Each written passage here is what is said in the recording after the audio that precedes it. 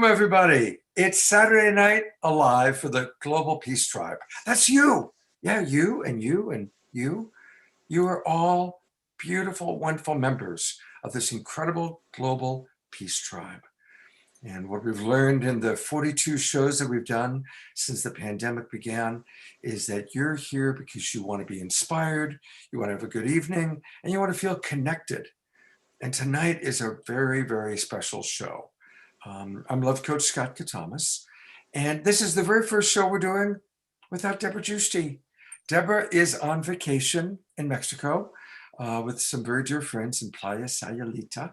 So we send our love to Deborah. She is watching with her friends, but they don't have very good internet connection. So you're not going to get Deborah tonight, but you are going to get a wonderful co-host, Chief Philip Scott. And I'll introduce him in a moment. He's going to be co-hosting. And it's tonight's show is our third edition of honoring Indigenous wisdom. And so with Chief Philip Scott helping us, we have brought together some really remarkable Indigenous elders and musicians and musical performers. And so we've got a really special evening tonight. And we're going to do it a little bit different. Not only is Deborah not with us tonight, but we're going to follow more of a ceremonial tradition. So Chief Philip Scott is going to open and close the show with a prayer. And we're only going to have announcements midway, halfway through the show, a little bit more than halfway through. We'll do just a few announcements. But then at the end of the show, we've got some really special videos and extra things to share with you. I do want to acknowledge that all of this tonight is possible because of the generosity of Jay Mayer. And I'm going to put Jay on the spotlight there for a moment. There he is. Jay is who financially supports this show tonight, and we really are grateful for it. He's also the executive producer for our show. And I also want to acknowledge Jan Kaplan, our associate producer. Jan and Jay really have done a lot to make this happen. So thank you, both of you, very, very much.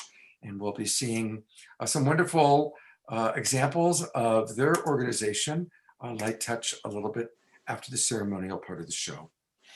We're gonna, because I'm doing this without Deborah here to host, I'm just gonna briefly show you some of the people that are on our show tonight. And we're really happy that Chief Phil Lane is back with us again. We love this gentleman, and he is one of the most passionate presenters we've ever had on the show. I think of you, Phil, and I'm remembering previous shows where I've watched you laugh, I've watched you cry, I've watched you dance. Phil, everybody, I want to be Phil Lane when I grow up. So it's great to have you with us. Thank you so much.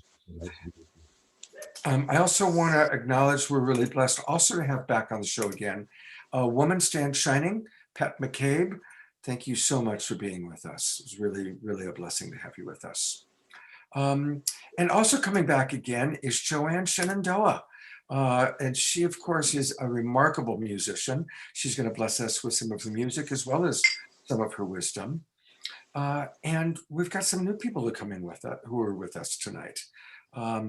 Some of them don't have their cameras on yet, so I'll just tell you that we've got Chief Reuben George with us, Chief Daryl Bob with us, and we have Tika Rima.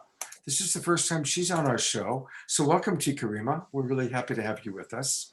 And then, as always, we love to have our musical performers. We have R. Carlos Nakai. This is, you know, when we were first talking about doing this show, I said, gosh, wouldn't it be amazing to get our Carlos Nakai on the show? Jan went out there, she found him, and he's actually with us live. So that's something we're really excited about. Of course, we have Joanne providing music. And then we have another musician. This is new to our show.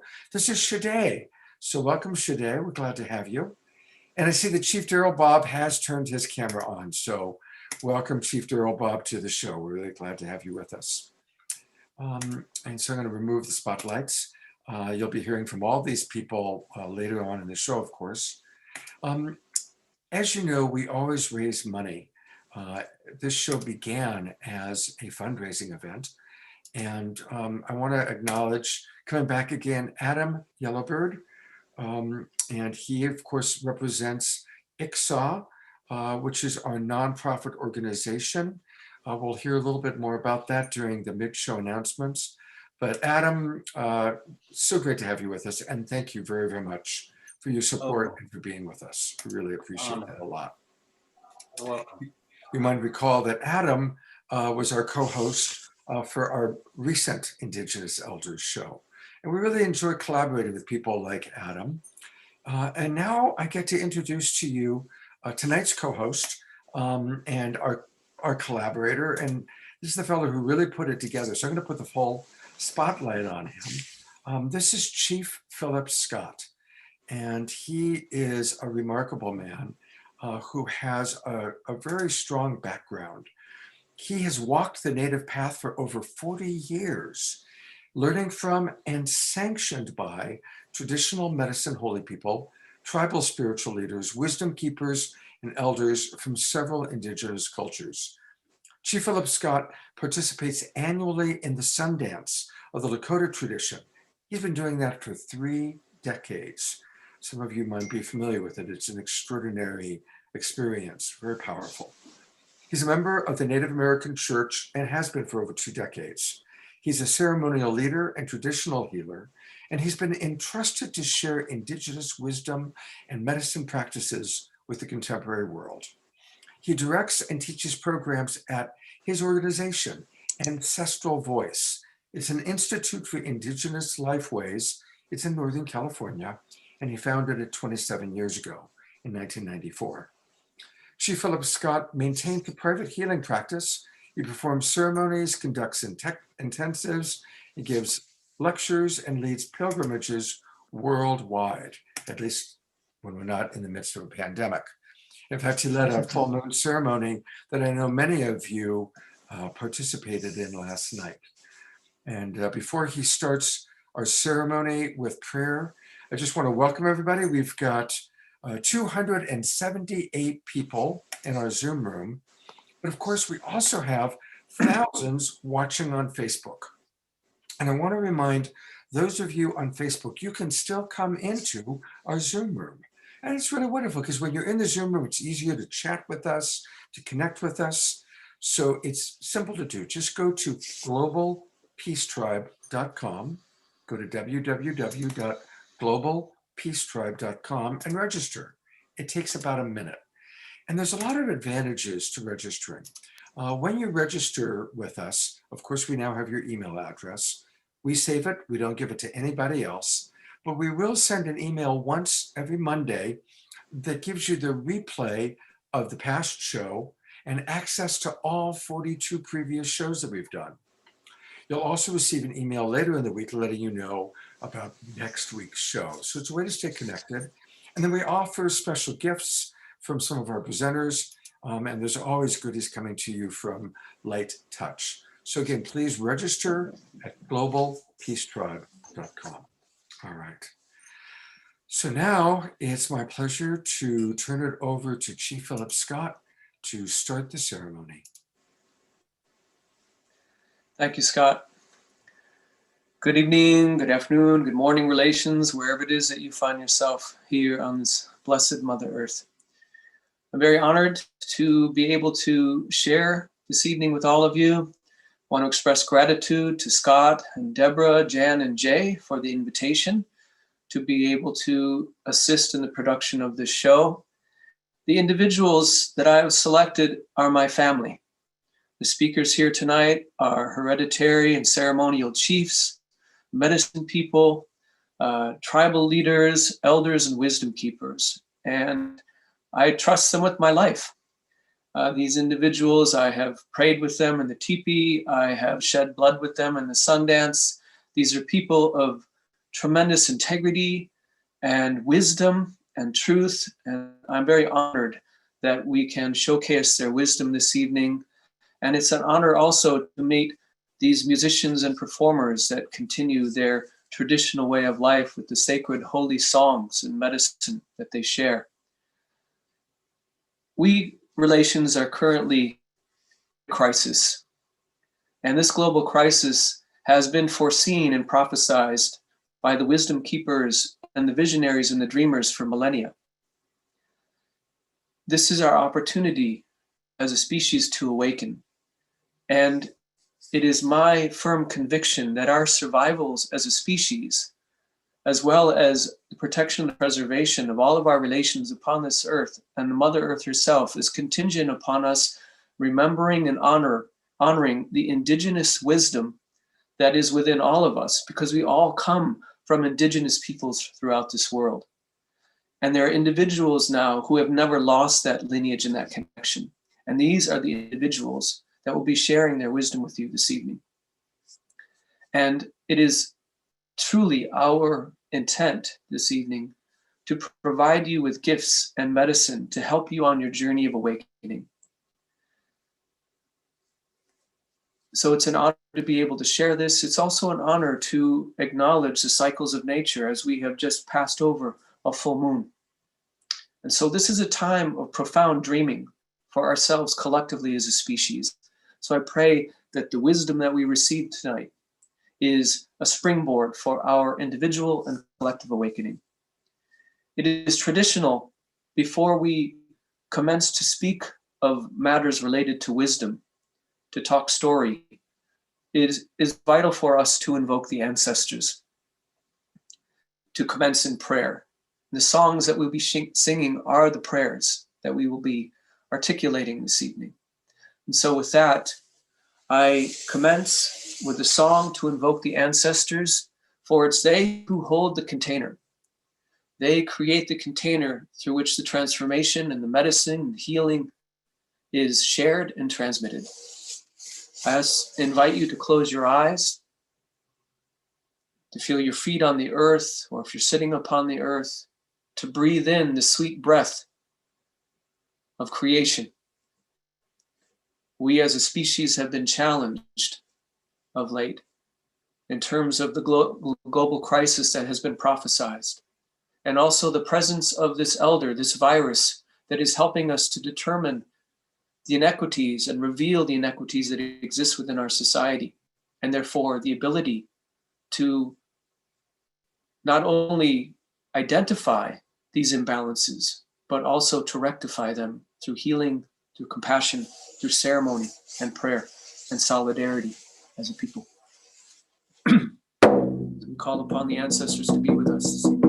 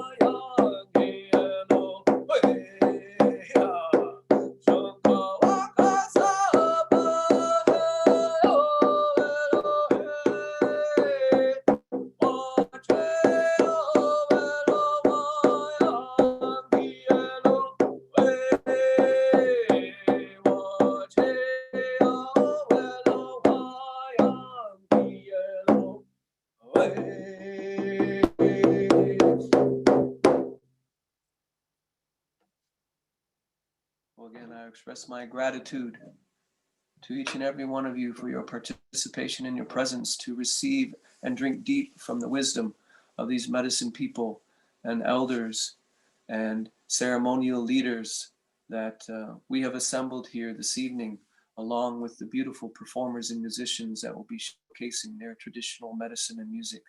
So I want to express gratitude to each and every one of you. My ceremonial name is Shokawa Kansapa, which is Lakota for black horse. And I'm of mixed ancestry, both indigenous and European. And so we bring this all together. And again, we are showcasing the indigenous wisdom here within Turtle Island, within North America, as well as within Mexico. So I thank you all for your presence on this show. And I look forward to having you all receive the beauty that awaits you. Aho, mitako yasi.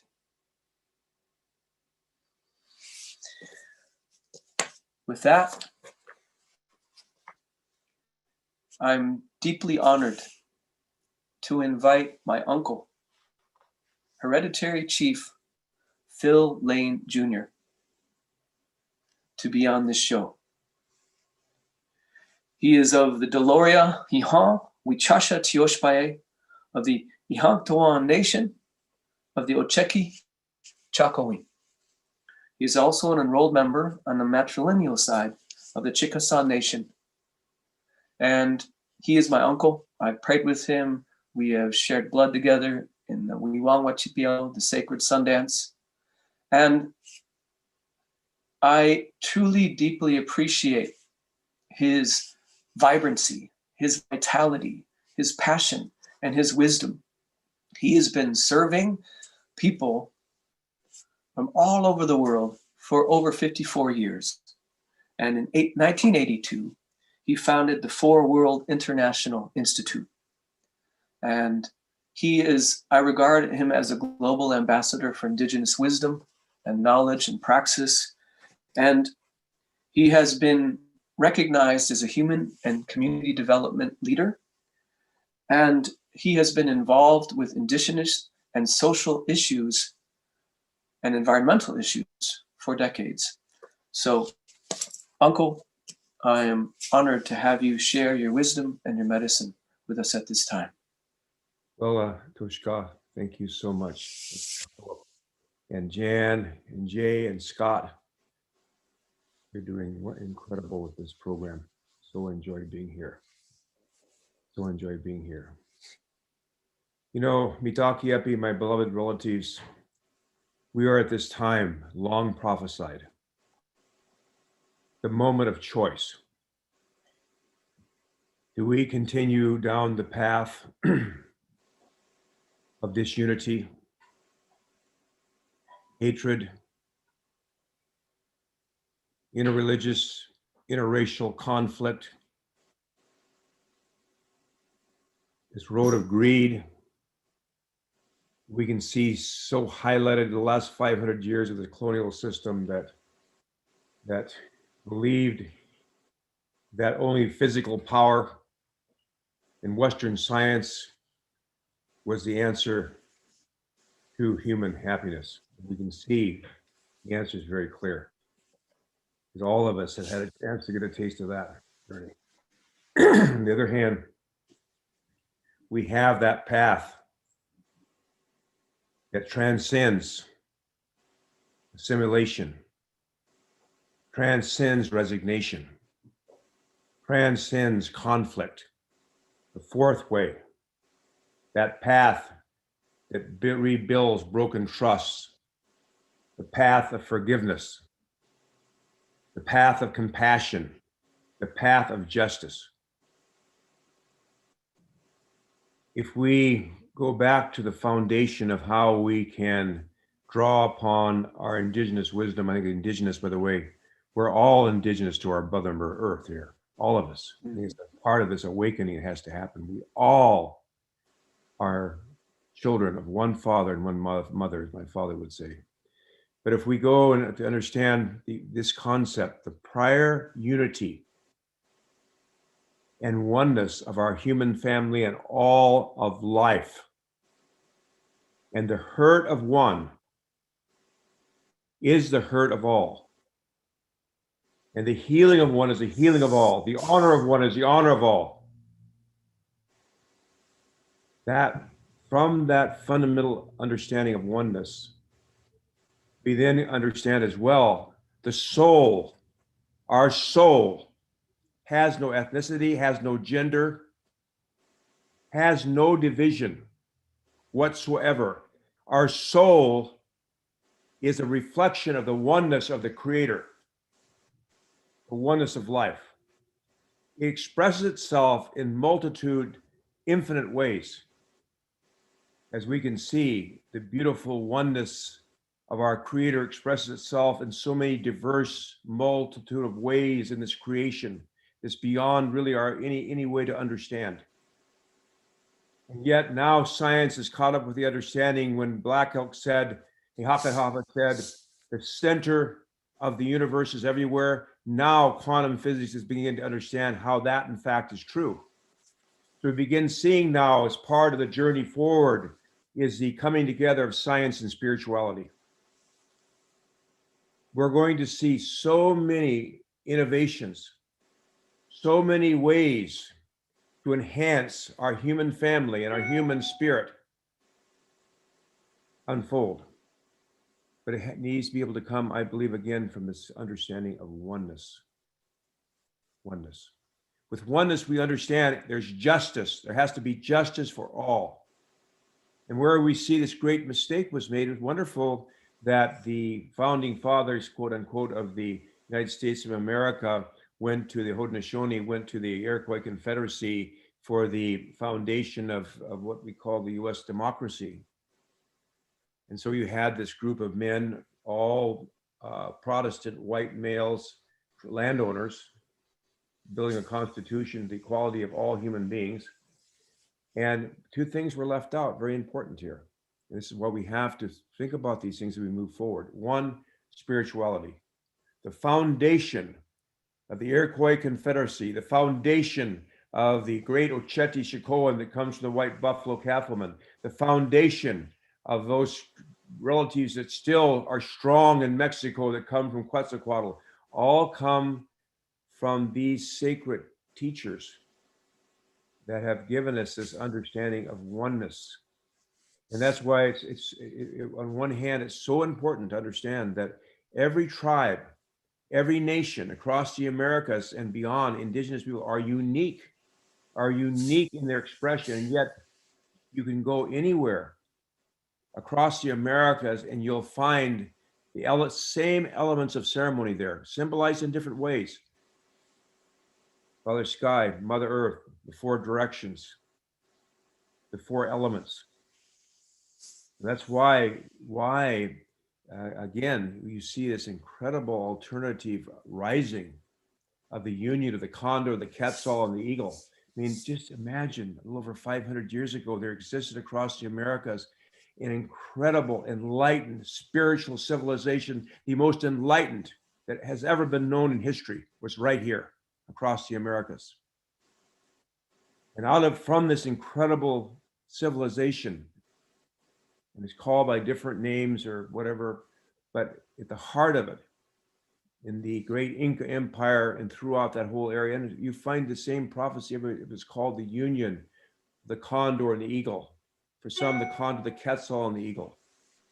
And here you had over 100 million indigenous peoples living here in relative peace and harmony. Not that there wasn't conflict, but relative, the rest of the world was going through. 80% of all the food being eaten in the world today was domesticated by indigenous peoples. Out of 110 psychoactive medicines, 100 come from the Americas, because in unity and harmony, great things unfold. Now this union is arising and coming back. Now we have digitally connected 78 million indigenous people. We're now building the backbone of an alternative system, because Mitakuyepi, this colonial system is collapsing and going down. You know, I wish, I hope and pray it goes down in the most graceful way possible. But from my perspective, stand in the strengths we have, and we have tremendous eternal strengths. Move to the positive alternative we wish to create without giving away our energy fighting the negative. To build anew. And I see that going for all the relatives here. I see the Saturday Night Live about this as well. It's about how do we put our hearts and minds together. And this goes beyond any kind of limitation here. Because again, as I shared, the soul has no ethnicity, it has no gender, and yet each of us have a special, unique gifts to share and contribute with the whole. But the problems are clear. Yeah, so we about there, Philip? Yep, we've come to conclusion with your beautiful wisdom.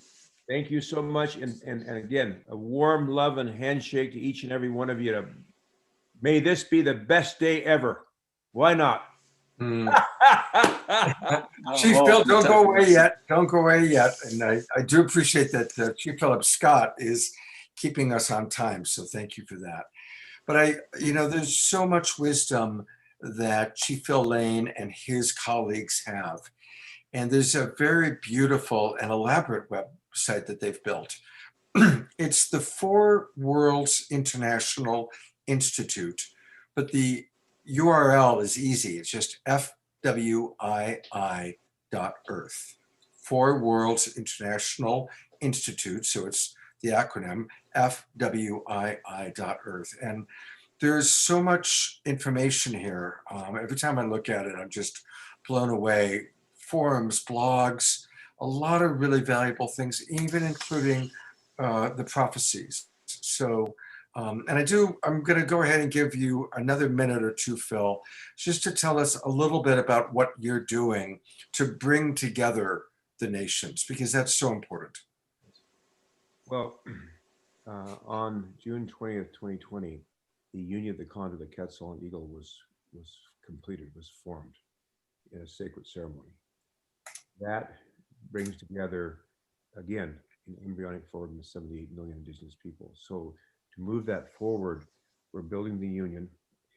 But on March 22nd, the Union is launching what we call the Equinox Spiritual Offensive for 2021. So that we'll launch at that time the Four Worlds Indigenous University. Will be focused on the Amazon, particularly. We've shared some really in-depth reports of what's going on there. We now have completed consultation with their spiritual elders in the various parts of the Amazon. They really are looking forward to an indigenous solution here. It's time for indigenous people to work with indigenous people with all great love and respect. This is what we're being called for. So that's unfolding. Plus, we have the Global Center for Indigenous Science and Ancestral Wisdom, which is unfolding. It's opening up in Lexington, Kentucky, as well as our Four Worlds Elders program.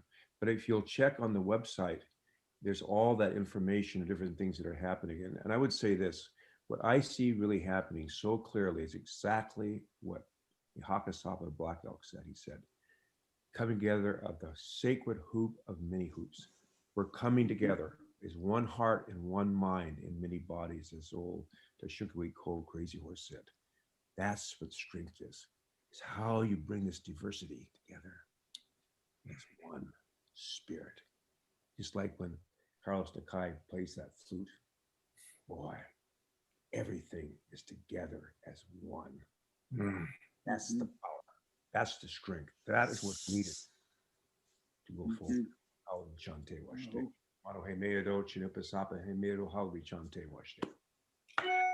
Thank you so much for that incredible message of oneness and all that you're doing to create oneness. Lida washte. Lida washte. A lot of people work together to make these shows happen. And I want to introduce our associate producer, who, along with Chief Philip Scott, put the show together. This is Jan Kaplan. And some of you have known Jan. You've seen her dancing to the music in previous shows, probably. If you're lucky, you've even heard her sing. But right now, she's going to introduce her friend and one of our absolute people that we love having on this show, Joanne Shenandoah. So take it away, Jan. Thank you so much. Oh my gosh, it's such an honor to be here. And we're honored to welcome Joanne back again. So, and if you haven't heard of her, Well, she's been called one of America's most celebrated and critically acclaimed Native American musicians of her time. Plus, she's a Grammy Award winner with over 45 music awards. And Joanne is a daughter of the Iroquois Confederacy of the Six Nations. And in fact, her grandfather spoke all six dialects of the Iroquois Nation. And with a deep sense of passion and with profound messages for all, Joanne is considered an ambassador of peace. And she's brought audiences together from all over the world, every race, religion, and age. And because her lineage is a matriarchal society where women are the leaders and choose their chiefs, Joanne also believes in nurturing the gifts and the talents of youth. So that's important too, right? In 2014, she proudly served as co-chair to the Attorney General's Task Force on Children Exposed to Violence. And today, she's a very busy, and I can attest to that, beloved musical artist and grandmother, literally, helping to care for her 2-year-old grandson. So we welcome Joanne today to our Global Peace Tribe here. So yay, Joanne. Thank you, Janice and Scott, for having me on the show again. And RC, I love you. I miss you. I'm so happy to see you on this platform, even though we haven't had a chance to be together for a long, long time. I'm just so honored to have performed with you, to have been on PBS with you. And, you know, you're just one of my favorite people. Just want to say. So Anyway, so I love Chief Phil. Oh my gosh, where have you been all my life? Anyway, you know, you sound a lot like my elders that I've known and I've been blessed to know.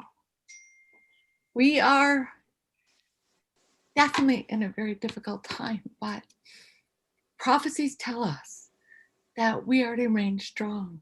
Because if we didn't, as Native or Indigenous people, we would not be here, right? We would not still be telling our stories and giving ancestral knowledge. So the part that's so special to me is the healing of the love that we have in our hearts and our soul and our mind, and to realize how special it is.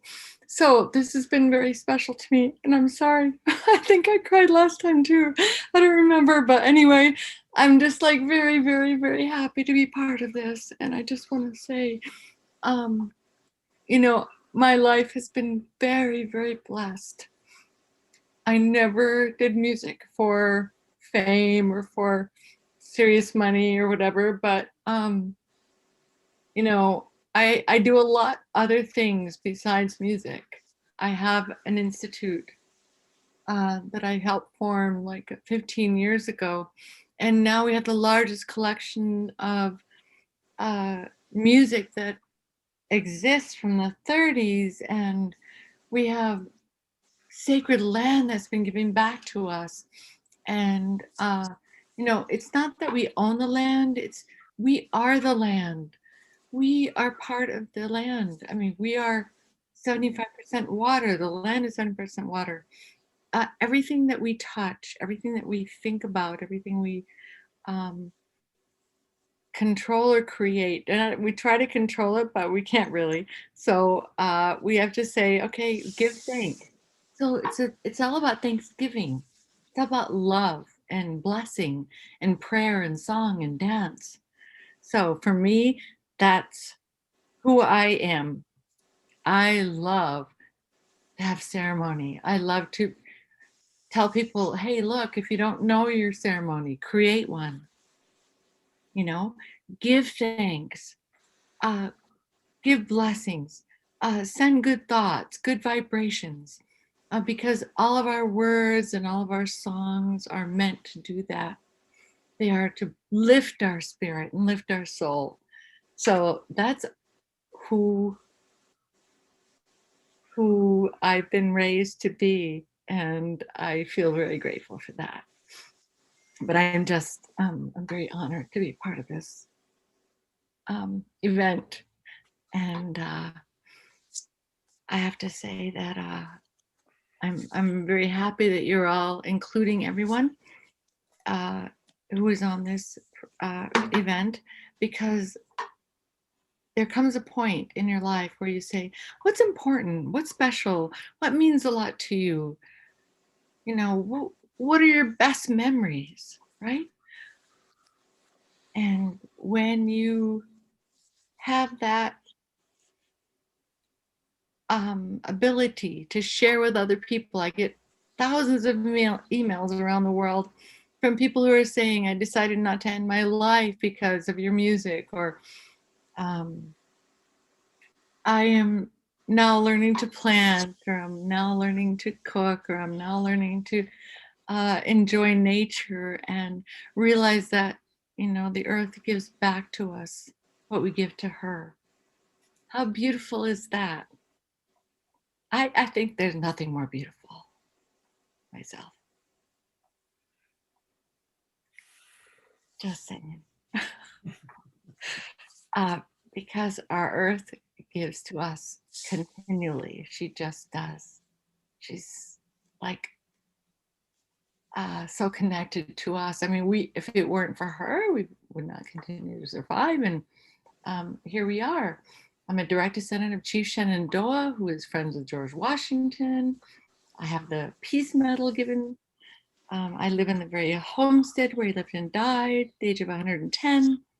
I mean, he began Hamilton College, called the United Academy, where he wanted to share the knowledge of Indigenous people.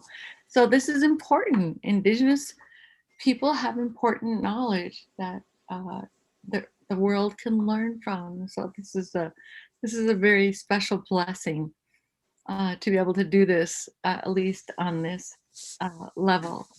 So, you know, as far as healing goes, I mean, oh my gosh, I could go on and on for days, but I'm writing a book called Music is Medicine, Lifting the Spirit, because, you know, I nearly died in 2015. And here I am. I'm without transplant, started meditation, started, you know, eating all organic and doing good things, and enjoying love with my grandson. And it's been wonderful. So I have to say I'm very, very blessed, very blessed. My dad was a chief at the Onondaga Nation, and my mom was a clan mother, and she was just remarkable. I'm ready to sing, evidently. Anyway, so here's a song. To the healers out there, we all have healing abilities. Whether it's just a smile, or a prayer, or a song, or a nice note to someone, just to tell them that you love them, tell them that you care, and to hang in there, because things will get better. With water and fire and an earnest desire, he called to the wisdom of light. As his vision unfolds, his eyes touch my soul.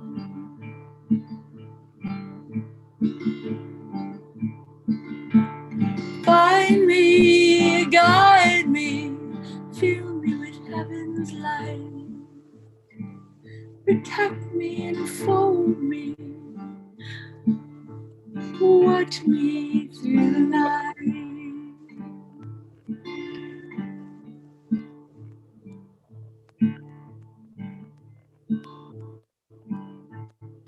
As he prays to the place where healing begins, he asked for the body to be whole, seeking truth from beyond.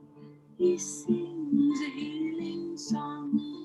through his hands he delivers to my soul. Find me, guide me, fill me with heaven's light. Protect me, fold me, watch me through the night.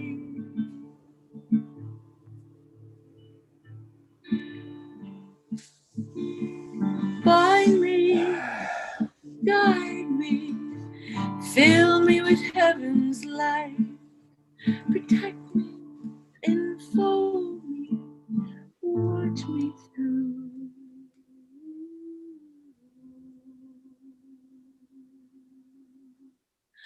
the night.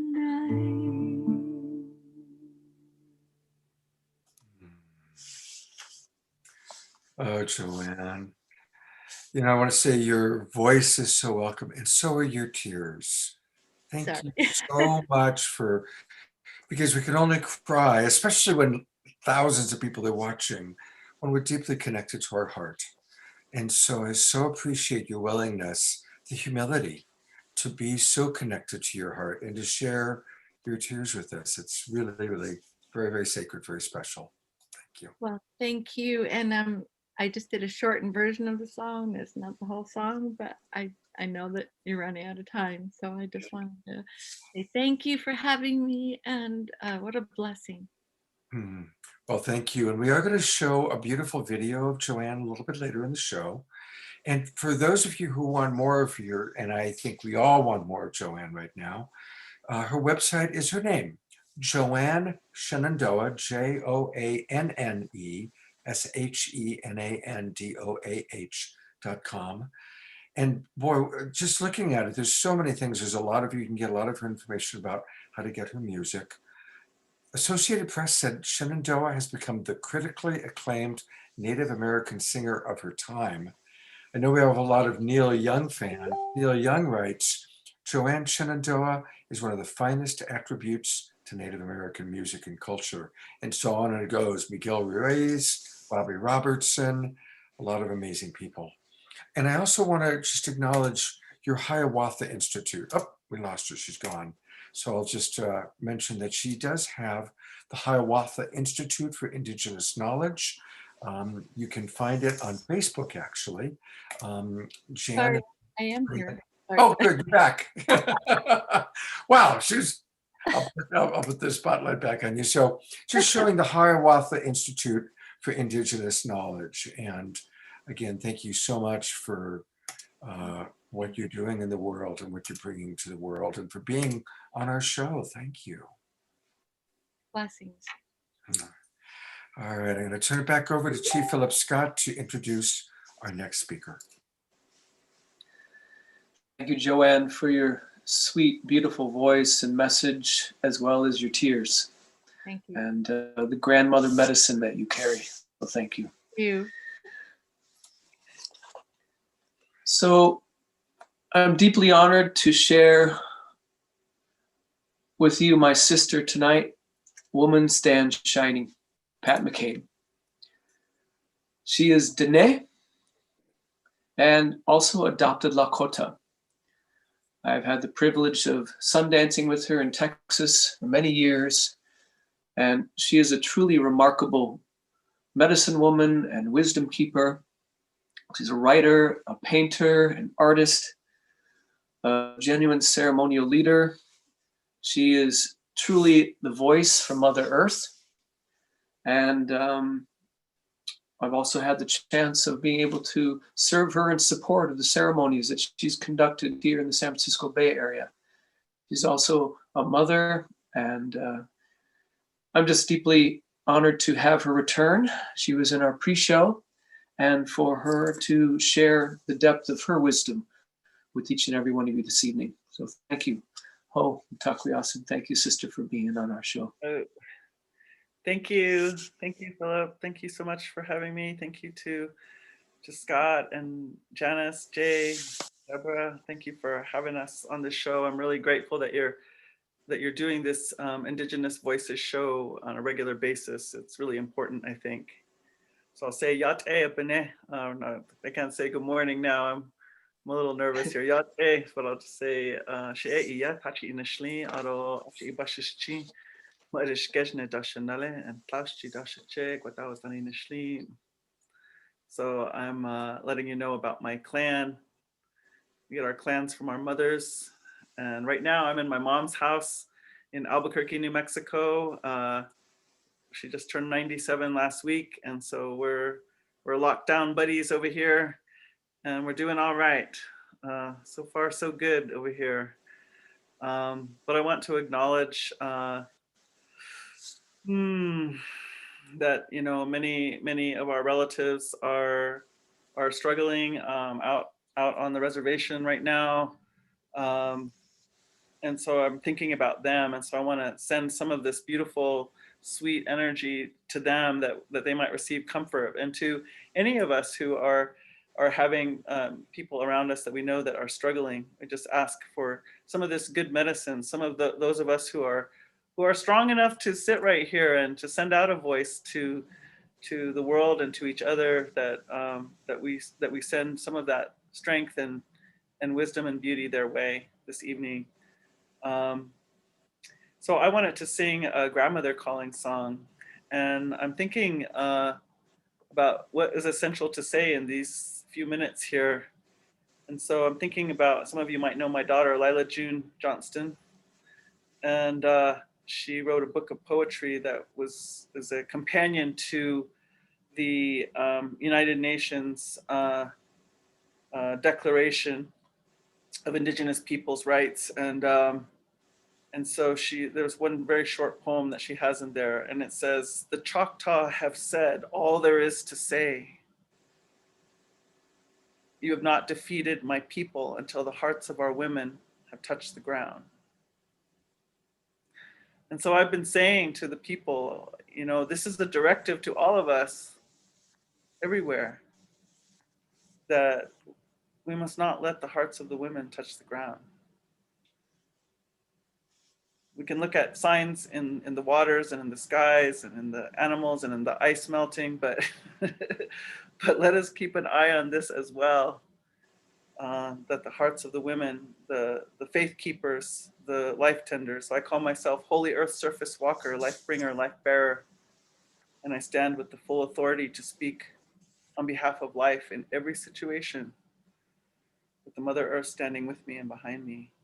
And so this is our role, and so therefore this is our time as we really are put face to face with what gives life.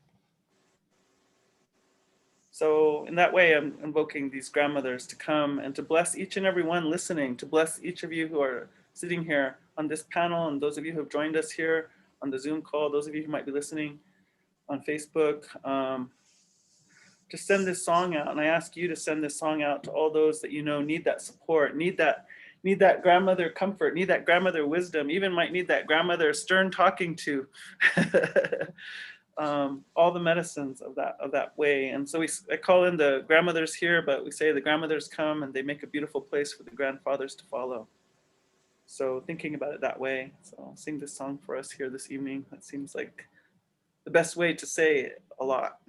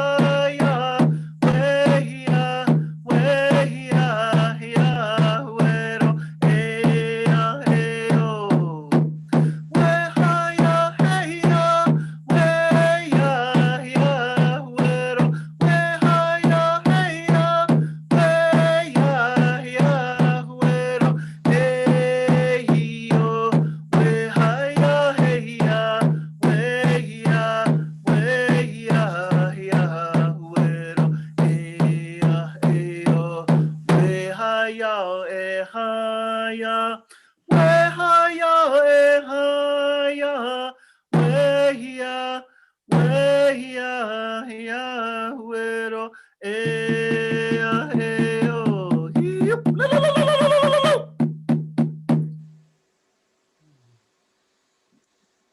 Oh, Wopilatanka, thank you, sister, for your song and for the prayer to honor the grandmothers and their wisdom, their way.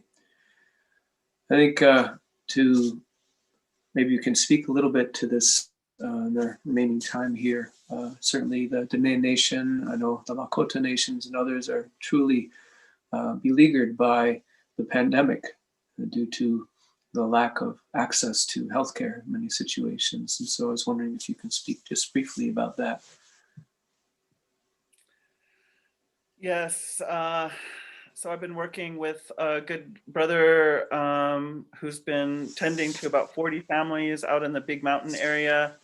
And he reports that many of our elders who are living way, way out, traditional way, sheep herding, they're actually doing all right. Mm-hmm. So there's that proof in the pudding about indigenous old school way, you know. Mm-hmm. But it's the ones that are sort of in between worlds, you know. They're the ones that are having a hard time with having, you know, multiple family members in one household. A lot of times people have been having to haul water, and right now even some of those water sources have dried up. Even the windmills are not functioning, and so we don't have a lot of water going, and so it's really hard to keep the sanitation levels the way they need to be at such a time as a pandemic. And so we're having some hard times out that way. We're losing some of our knowledge keepers. And what I want to say about that, you know, our ceremonial leaders too. And so what I want to say is, and this also relates to land back, you know, I was going to get a word in about that, but these things are related to me. And that is to say that, you know, if sustainability is the highest and most sought after technology on the planet, who should we be talking to? We should be talking to those peoples who've known how to live in one place over extended period of time, 1,000 years, 2,000 years, 5,000 years, 10,000 years, 20,000 years in one place in relative health and harmony and happiness, right? And so when we lose these elders, when we lose languages, when these cultures begin to deteriorate, we are losing the human library of understanding, a deep understanding of how to be here in true sustainability. So this really, you know, needs to be on our radar, along with polar bears and whales and other species. We can look right amongst our own kind and see that, you know, it is imperative for all of us to be keeping an eye on what's happening with indigenous peoples. And that deep understanding, those, and also the social technologies. Chief Phil was talking about this continent. So imagine when this was a single thriving entity, and all the cultures that were here, thousands of cultures, millions of people, and speaking languages unintelligible to each other, different cosmologies, different understanding of God or spiritual construct, right? And yet we were able to get along, and in fact we were able to cross-pollinate and strengthen each other and share technologies on those, on what modern world calls the trade routes that run from Alaska to Antarctica. But the spirits tell me, no, those weren't trade routes. Those were kinship routes. So you know, we've already had that example here, and so, you know, just to finish, to talk about land back, you know, what's so important. So for those of you who aren't familiar with that, you know, there's a lot of people working to give indigenous peoples back their ancestral homeland now. And sometimes that's done through gift. Sometimes that's done through people getting together to raise funds to purchase the land backs and gift it to the tribes. But what I want to say is that, you know, that really isn't only about restoring an attempt at reconciliation, restitution, etc. That's also giving back to the people the opportunity to use the technologies that they had to maintain balance and harmony, not only for their own people, not only even only for their own region, but for the whole world and for Earth's relationship to cosmos. So this is what is key. It's a well-being for all of us. You know, I'll stop there before I get going too far. Thank you so much. Thank you, sister. Yeah, thank you. Appreciate your wisdom. And I've Thank pulled you up very the- much, sister. I've pulled up the website of what you were just talking about, the Right Relation Fund. And I know that Jan has been putting it in the chat box. But again, if you go to communitylearningnetwork.org/Right Relations Fund. And that's where you can learn more about providing this very important support for the Navajo families that have been impacted by COVID-19. So I really, really want to encourage people to go there and to know about that. And also, if you do want to learn more about Woman Stand Shining, Pat McCabe, she does have a website, and I'm going to take you to that one now too. Because again, we only have time to introduce these extraordinary elders and teachers, and we really want to encourage people then go to their websites, learn more about them. And her website is her English name, Pat McCabe. There's two C's there, so it's PATMCCABE.net. patmccabe.net. And I want to again just thank you so much for blessing us with your presence, your wisdom. Thank you so very, very much. And to Thank you, sister. And to introduce our next presenter, some music, I'm turning back over to Philip. Again, my gratitude to you, Woman Stand Shining, for your light that you bring to the world, and our friendship means a lot to me. So thank you, and for bringing to light, the fact that often when our wisdom keepers perish and they pass into the spirit world, sometimes a library of knowledge and wisdom is brought to the ground. So I want to honor that, and thank you for your activism, both environmentally, with Indigenous justice, as well as women's rights. So thank you for that. Not long ago, I had the gift of listening to this remarkable woman. My dear brother, Chief Reuben George, had her on his show, and I was deeply touched by the way that she lives her life and the wisdom that she articulated in her sharing.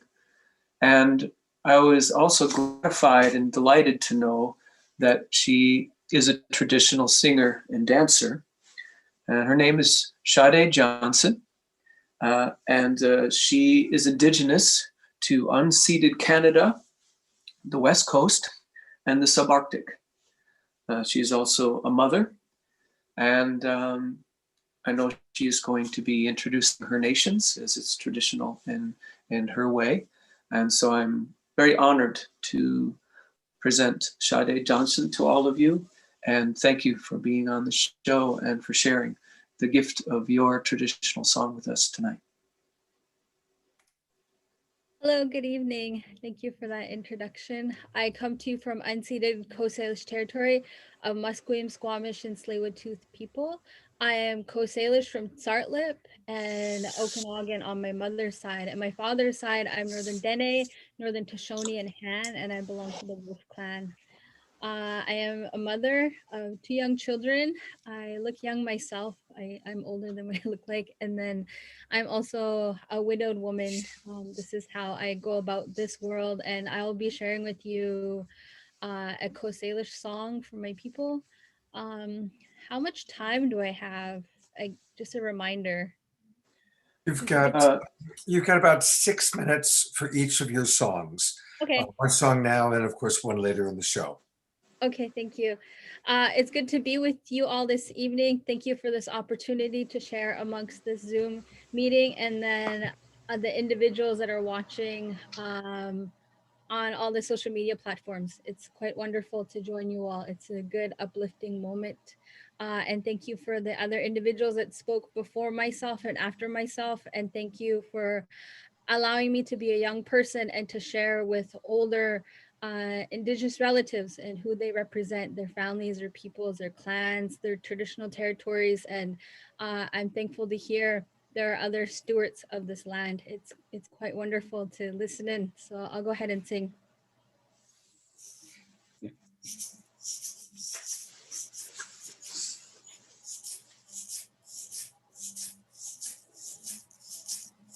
Hey, oh, oh, oh,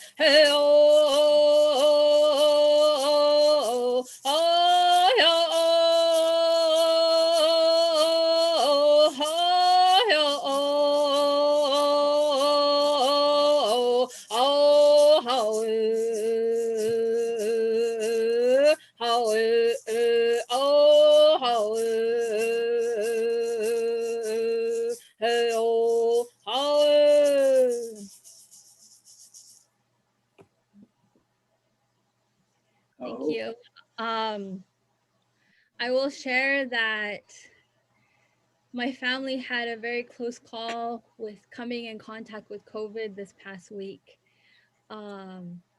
It's very real to wonder if your elders and your children and everybody in your sacred home are going to become sick. And I just want to say that when I was singing, I was thinking of those people that are impacted by this right now, and sending them that good energy they need to continue to fight and continue to be in this moment that we're living with one another worldly right now. This is a very worldly experience. So I'm thankful to share this evening. We're okay. We're still in self-isolation. So thank you for letting me say that much. Oh, thank you, Shade. She's going to be back. We are praying for you and your family at this time. Absolutely. She will be back a little bit later on in the show. And if you want to learn more about her, she's on Instagram at Shade, spelled SHADAE_J. And Jan's putting that into the chat box. Thank you, Shade. We'll see you in a little bit. And here's Chief Philip to introduce our next guest. Again, thank you, Shade. And my prayers are with you and your family, as it is a very real reality for us to navigate these challenging times. So I'm deeply honored to introduce Chief Daryl Bob to you. I had the privilege of meeting him and his family on the beautiful land that he stewards up in British Columbia, when he hosts many sundances as well as other ceremonies. And so I would say that I truly respect the fact that he and his family are focused upon the protection and the preservation of traditional Indigenous culture and identity of his family and his tradition upon the lands where he dwells with his family.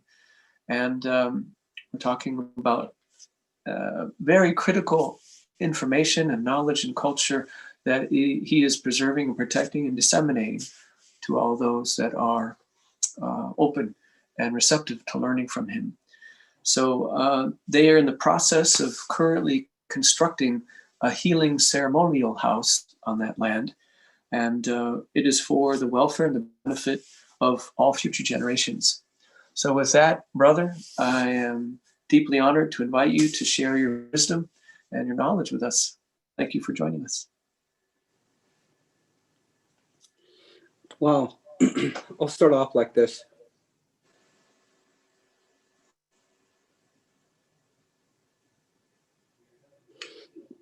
You know, we take that moment of silence to realize who we truly are inside.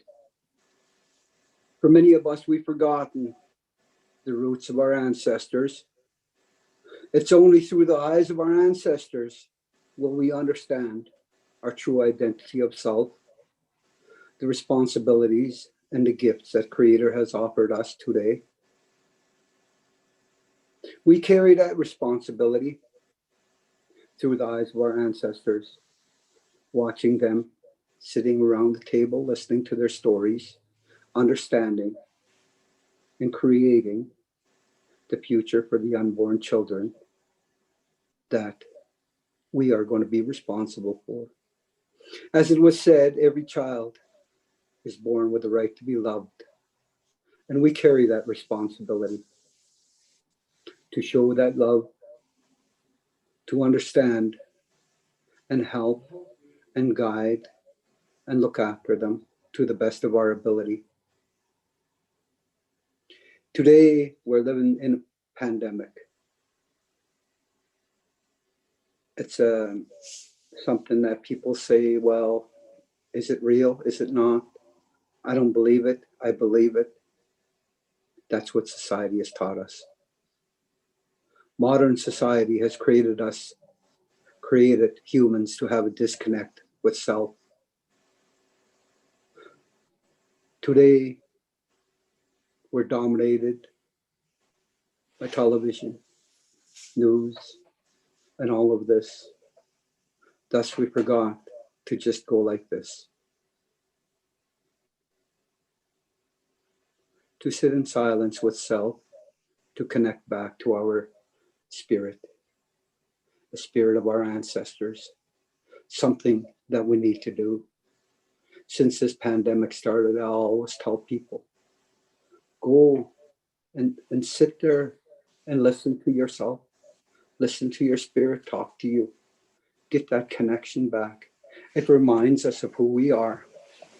It reminds us of that responsibility Creator has gifted us. It reminds us of the things that we have to do. We carry that responsibility to create change.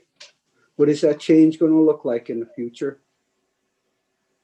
We have a choice, as Chief Phil Lane said. I had the honor of being a chief in our community and in our nation for 8 years. I inherited something beautiful when I became chief. The foundation was laid by the chiefs that were before me. Chief Roger Adolph, Tamihush, Chief Arthur Adolph, in our communities.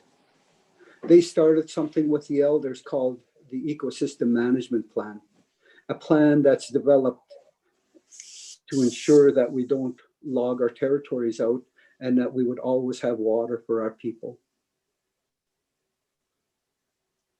that we would have water for the land, for the people. And that's something that we take pride in. One of the elder counselors, Herman Alec, carried that knowledge. And the many other counselors that I sat with around the table always listened to the elders on protecting the water. The water is the most important thing that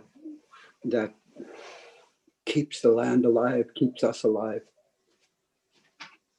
Yes, people are buying water. How are they going to make that water when it's all gone? We have to give back to Mother Earth. We have that responsibility to give back to our mother. We have to carry that out, continuously look after our mother as she provides for us. Right now, she's just kind of giving us a little spank, reminding us that we're not doing our work that we were mandated to do. It don't matter which race. It's not an issue anymore. We've forgotten that real issue is how are we going to survive this next while as things change. That change is amongst that. We're living in that change now. We're not talking about that change. We're living it. What are we going to do to help with that change? Mm-hmm. We have to do it our work. We can't leave it to other people. You know, we can't say leave it to the government. Look where it's at now. Say the government's got to do this. No, no, no, no. They're not going to do it. Let them do what they do. Let's do the work ourselves. Plant a garden, plant a tree, can your food. Do that work. How many people are hungry in this world today? Even in our neighboring country there, the United States, people are hungry.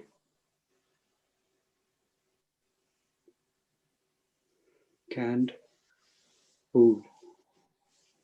Preserve our food so that we don't go hungry. Look after, plant our gardens so that Mother Earth can flourish and shine again. Mm-hmm. So that when the sun comes up, the sun is smiling.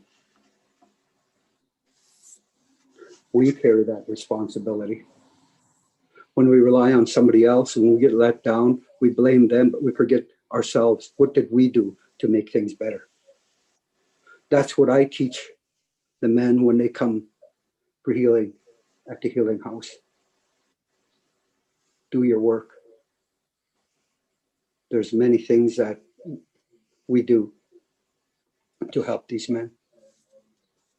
So, you know, I just wanted to say that a little bit and thank the people running this tonight. It's beautiful to listen to other people sing their songs, talk about the lives of Ukalmuk, the people of the land. We're all people of the land. We find our identity within ourselves. We have that in our heart that carries us with strength. Be the greatest you can be for your children. We have to learn to be selfless. There's too much selfishness in this world today.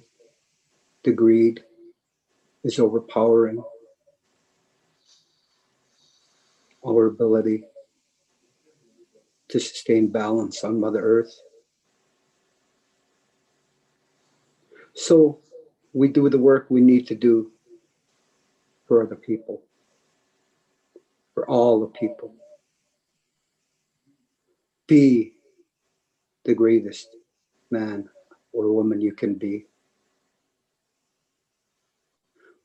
We have to carry out the duties and responsibilities that were mandated to us by Creator to look after Mother Earth to the best of our ability. Being very direct. We are failing and watching our children suffer the addictions of this world. We can blame, but it will always come back to what did we do? We have to share. We have to grow our society, the human family. In order for us to work together, we must learn to coexist. That's a whole nother story I can talk about. But my time, Philip, I think is near. Is it near the end here? Yes, sir. Yep, brother, it is. Mm-hmm. Okay. Thank you for your powerful words. I would like to thank everybody. I'm giving you a handshake. And I want to thank you for supporting this tonight. And I want to thank you for being part of my life, whether it be through the web. Maybe one day we'll meet in person. All my relations. Oh, thank you, brother, for your powerful words. And I want to acknowledge your nation, Slatlium Nation. Thank you. And again, I want to put out an acknowledgement to all the water protectors who are putting their life on the line to protect and preserve our precious first medicine, the medicine that we have all been birthed into this world from. So thank you for that and for what you are doing to continue to protect this earth and our cultures. Aho mataku yasin. I want to bring up the website where we can learn more about Chief Darrell Bob. It's wheeloflifesociety.ca. That's wheeloflifesociety.ca. And again, let's really write down these websites. Let's go visit them.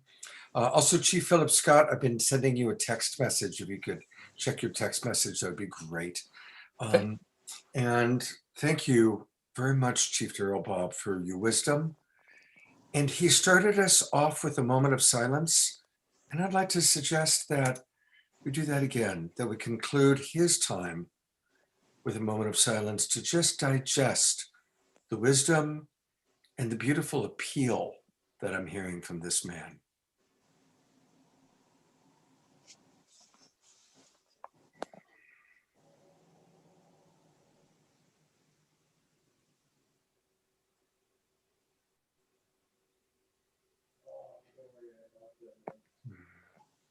Thank you, everybody.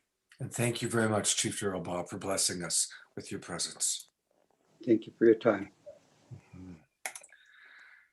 What a beautiful evening we're having. And really want to acknowledge all the comments coming in the chat box. Want to acknowledge just everything that's taken place tonight.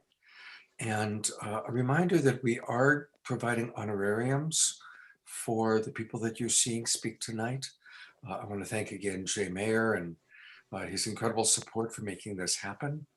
And if you want to support these people, please either go to the websites. That's why I show after each person the website where you can support Women Stand Shining or Chief Darrell Bob or Chief Phil Lane Jr. Or you can also, we are working with Adam Yellowbird and ICSA, his nonprofit organization, and we'll be meeting Adam in a few minutes.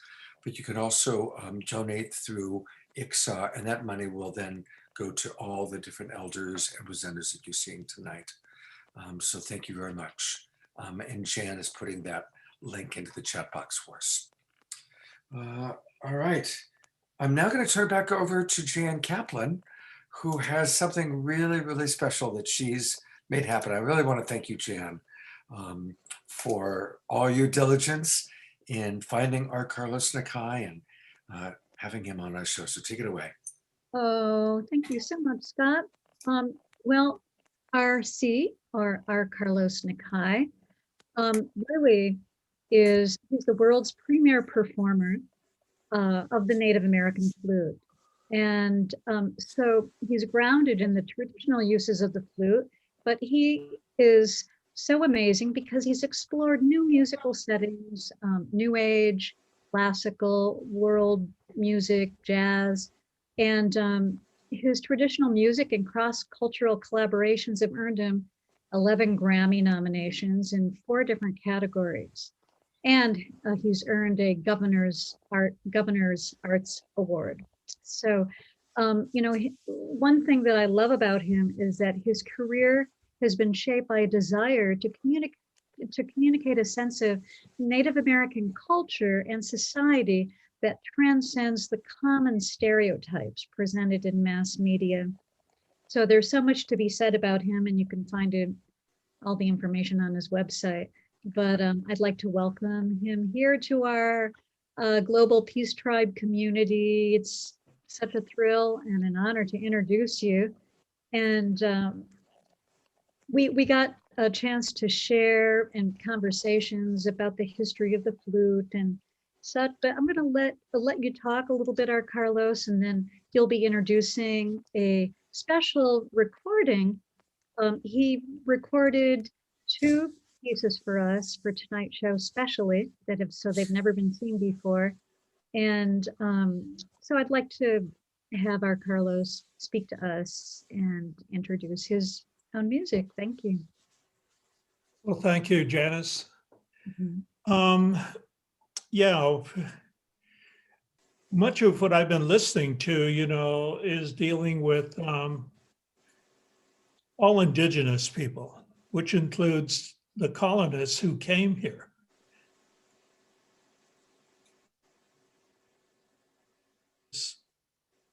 They didn't bring their stories with them. So there's a loss there because we have our stories. Many of them are still intact, but of the more than 300 peace treaties that were signed by tribal leaders all across North America and Canada, the responsibility has been reneged. And so, what does all this colonial stuff have to do with Native people when we were prevented from dancing, we were prevented from gathering as families and as communities to talk story, as they say, and to pass on this knowledge and wisdom to the young people. And now we're kind of in a lurch. And even with the other people who came, in my tribes, one of them, the Diné, we say, after we introduce ourselves traditionally, like we both did, both of us Navajo people, we also say, "Hashnadona, who are you? Who are your people?" And that's they are supposed to respond and tell us how they belong in their tribal communities, in their European, Asian, African tribal communities. And this is what my family does. And it's a matter of course, it still is with many of us. When we were prevented, the Kiowas and Comanches and other Southern Plains tribe were prevented from doing their ceremonies, their social dances. One of the things that we suffered with was having the flutes taken away from us. Even though they came from people making the pipe organs, we took those and made them our own instruments. I call them sound sculptures. And with that in mind, there's a group in Norman, Oklahoma called the Norman Cultural Connection.org who interviewed me one summer when I was up in Colorado, where Ure's band used to live in the old days. Their host on Friday, February 19th at 6:30 p.m. Central Time. And if you would like to view that, you can be in touch with the normanculturalconnection.org and talk to them about getting a ticket to see this pass or getting a pass to see the film. It's not totally done yet, but it talks a whole lot about survival of the flute. I play this instrument. Something happened after my military service, and I found this instrument and found that it was going to be relegated primarily to museum collections and people who could offer a lot of money to have an original Native American way to make this instrument available to everyone. And it will be played all over the world. And there are private collections now of the contemporary instruments, but the voice goes on, the voice of our social world, the voice of this is what I feel when I'm out there in the environment, witnessing everything that I'm a part of. I'm witnessing all life and I'm a part of it.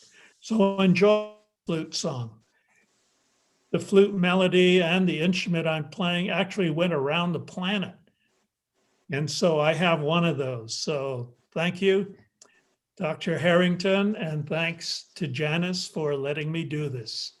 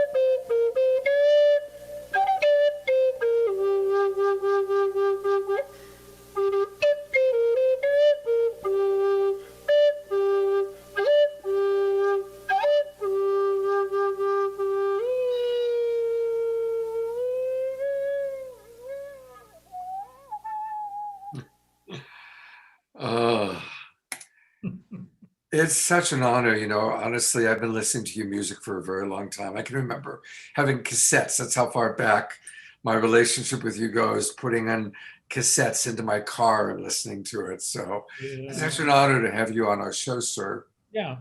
And I'm surprised my aura was showing. So Yeah, yeah. And you had requested the aspen trees, and I'd love to hear what the aspen trees represent to you, sir. well, this is an old summer campground of Uray's band up on what we call the Uncompahgre Plateau. And families of aspen, they call them pando. And the oldest one is more than 3,000 years old, and it's in California, an old, old aspen. I also have flutes that are made from aspen wood, and I have to go out and play for, and they really enjoy it. The leaves start shaking, and then I feel this breeze. So I think the aspens start the wind up there. So every time we're in our banya or outside, I say, please, people, we would like a little breeze. So that's what the aspens are all about. Well, thank you, sir.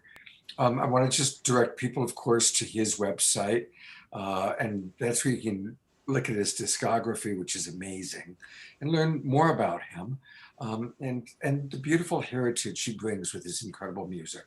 And his website is the letter R, Carlos Nakai. So that's RCarlosNakai.com. rcarlosnakai.com.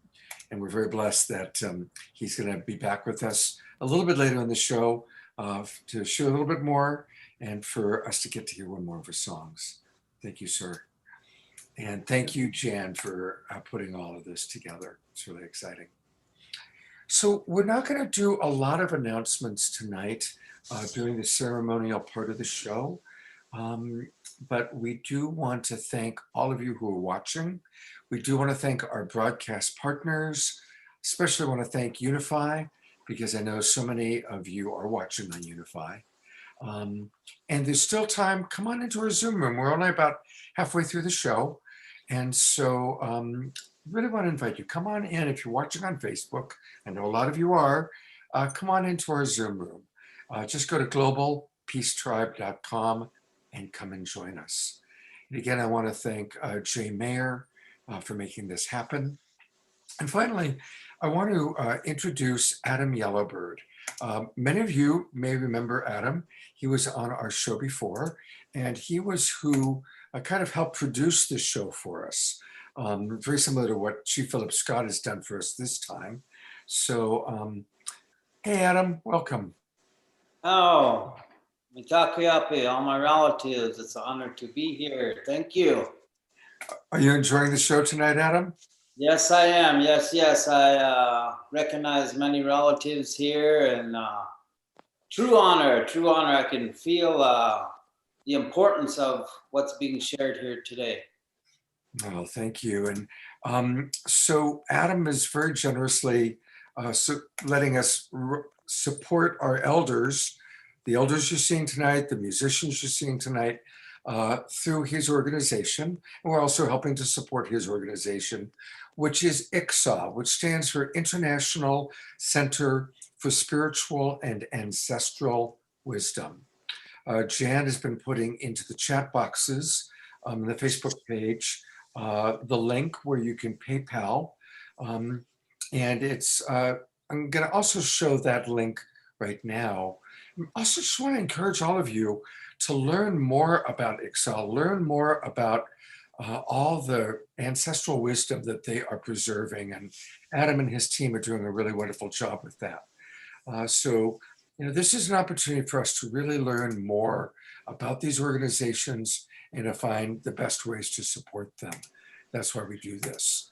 I'm going to real quickly just go to the PayPal site that you can see, and I'll also read it. So ideally, if you can go to PayPal.me/ICSA. So it's paypal.me/ICSA. ICSAW.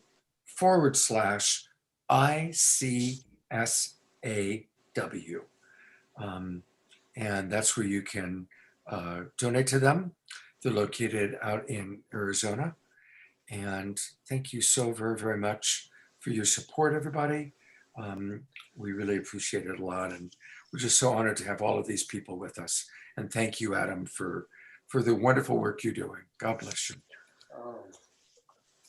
I'd like to also really impress upon everybody that for our speakers and our musicians, this is a way of life. That they are sharing that which is a part of their lineage, their tradition. You know, they have spent their lifetimes in the cultivation and the preservation of this knowledge and its dissemination in a respectful way. And so, you know, it's vital for us to learn the medicine of reciprocity. You know, unfortunately, the visitors, as I call them, the colonizers, we learn how to extract and to take without necessarily giving back. And so it's really vital that as an expression of our gratitude that we honor these ceremonial leaders, these wisdom keepers, these musicians, with some way to continue to support them in their work and to help them to continue to preserve their way of life for future generations. And so I don't even regard it as a donation, but I see it as an investment, right? Mm-hmm. It's an investment in the future of Indigenous knowledge and wisdom and its preservation, but it's also an investment to know that you are receiving and what is a true, genuine gift, right? If we understand the history that has also been kind of intimated and shared here, you know, that this is also an expression of generosity from our speakers and from our wisdom keepers and from these performers to share this with the world for the preservation of our future as a humanity and as a global planetary being, right, with the earth and all of our relations upon her. So please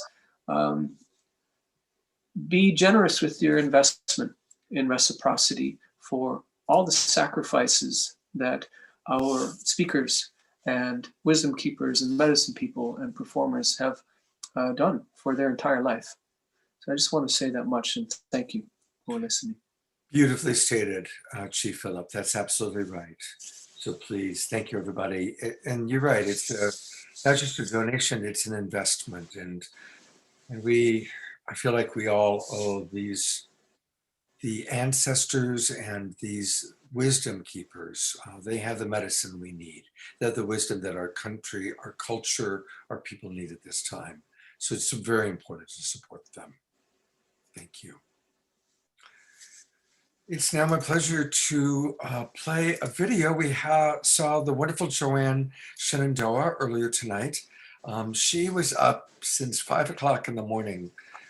So we're going to show a video of hers, and it's a beautiful video. It's called The Prophecy.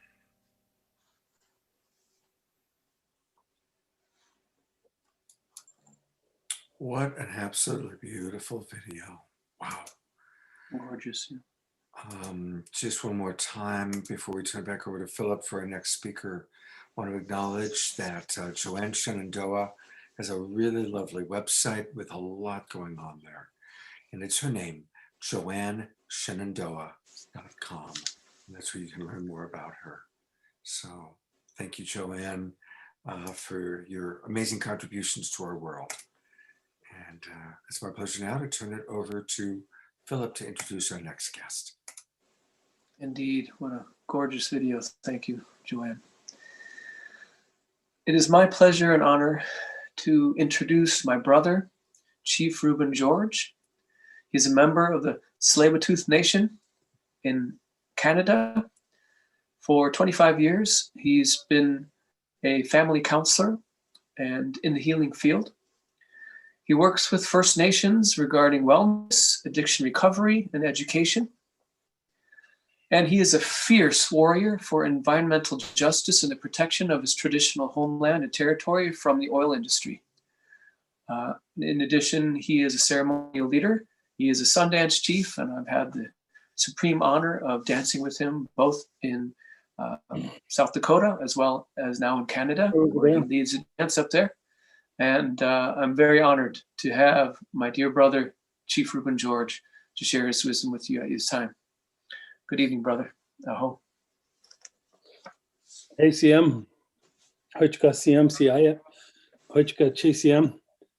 I lost my glasses, but as long as you can hear me, that's good enough.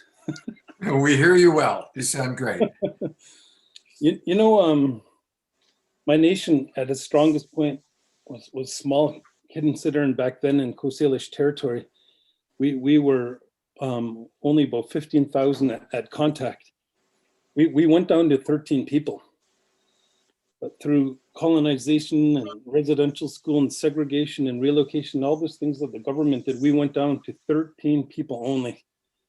And along that, we lost a lot of some of our culture, a lot of our language, and generational hurt and pain came along.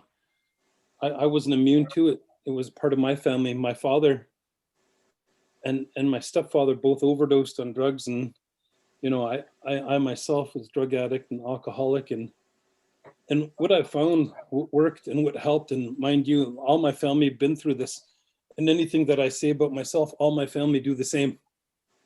But one thing that helped, and it's simple because they've seen these ceremonies all over the world, and people that I've been lucky enough to pray with, they use fire, earth, water, and sky.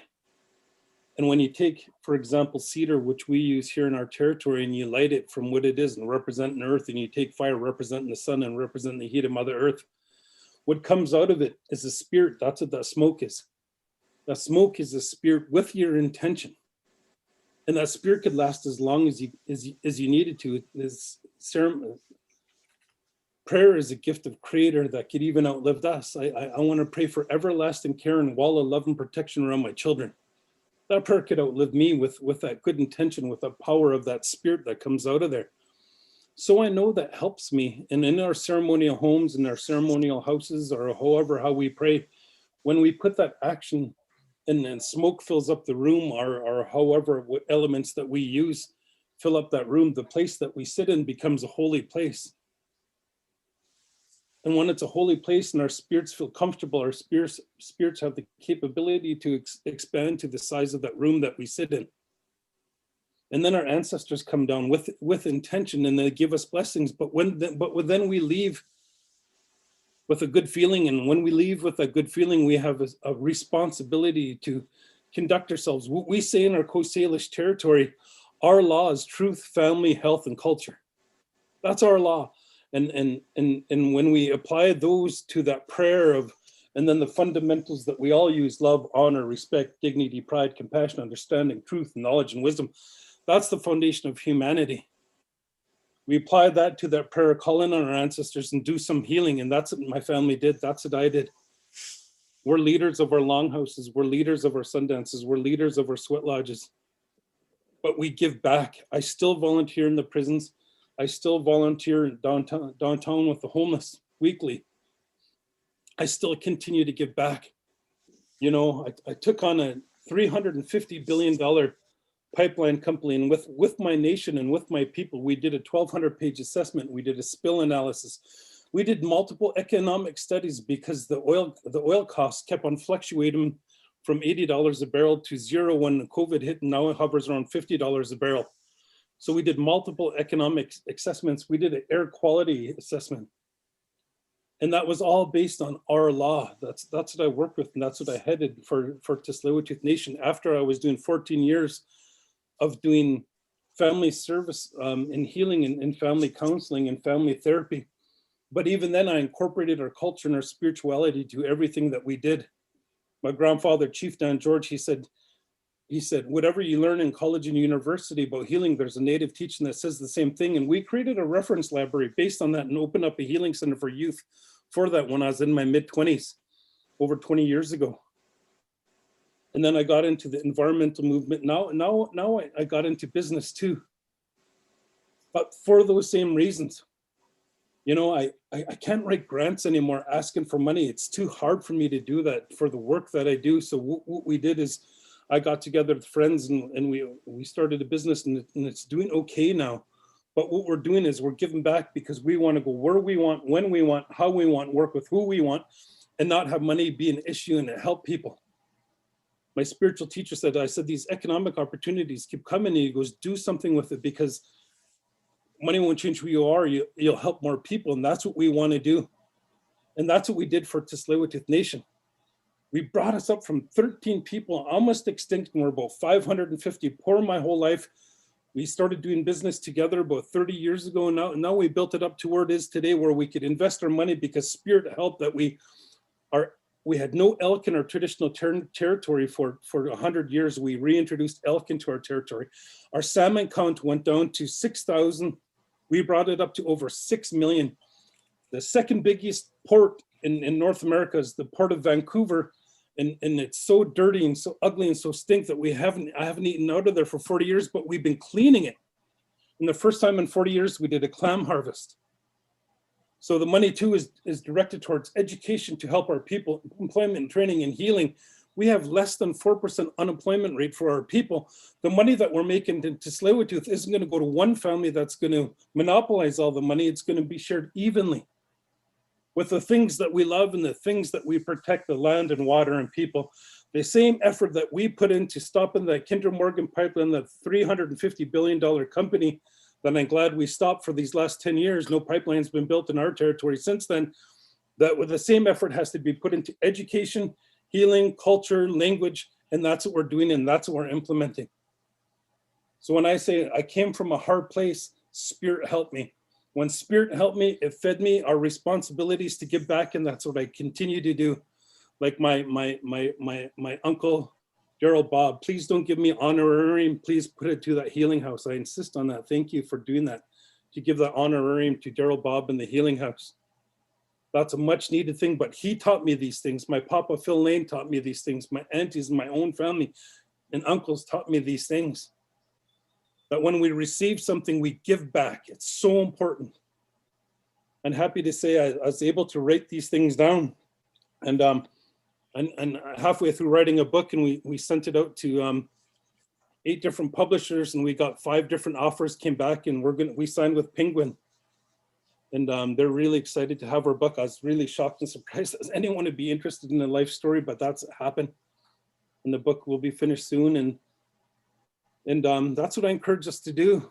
If we're abiding by those teachings, and they're all the same, whether it's the 4 directions or it's in our culture, the truth, family, health, and culture, love, and imply love and honor and respect and all those fundamental teachings to it. That's how we build ourselves to be a human being. In the society we live today, they don't go by these rules. When I sit down with the ministers of Canada, I tell them this, and I explain our law to them, and make sure that they get it, whether we sue them or not. Sometimes we have to sue them to make them to understand our law that's been here for thousands of years. And that's what we said to Richard Kinder of Kinder Morgan. And by the way, when I spoke at his AGM in Houston, Texas, his stock fell, $350 billion company. And we told him how we are going to stop them within our Indigenous law. The stock fell by 60%. Their dividends were cut by 74%. When I walked in their house and their home in Houston, Texas, and told them it's not going to get built, and how we're going to stop them was by suing Canada for not consulting the traditional landowners of the land. And so I'm really thankful for my teachers. I'm really thankful for Spirit. I'm really thankful for prayer. I'm really thankful for the beautiful songs. Even as we light smudge, there's a spirit that comes out of it, but same with the song. We as people have a spirit, and the air has a spirit. That's 2 spirits coming together, and it creates a spirit out of it, and that's the song. When these songs were created, the people that created them must have been in a beautiful, holy place. Our ancient songs, and that's how we should sing them. Oh. The same with our pipes, the same with our drums, the same with our rattles, the same with all of our holy things. Love, honor, respect, treat it with the fundamentals like we should have been raised when we're children. When we were born, we had no prejudice, no anger, no hate, no judgment. Our society taught us how to be dysfunctional. The teachings I'm talking about is the foundation that we're supposed to give children to be raised to be beautiful human beings. Oh, And that's what I hope for us all. And I hope for each and every one of you. So thank you for this time. Thank you. Am I done? yes. Thank you, brother. I appreciate your wisdom and want to thank you for being the one that's carrying on your Coast Salish traditions. And I know that your ancestors are proud. Oh, thank you. So thank you all. And I wish you the best and have a good night. Well, thank you. And there is a way that people can learn more. It's a Facebook page. And so if you go into your search bar on Facebook and put in TWN Sacred Trust, T is in Tom, W is in William, N is in Nancy, or I don't know how to pronounce it, so I do apologize. Philip, if you know how to pronounce it, you can say it. What is, you mean his nation? Yes. Tsleil-Waututh. Tsleil-Waututh It's his nation. Sacred Trust.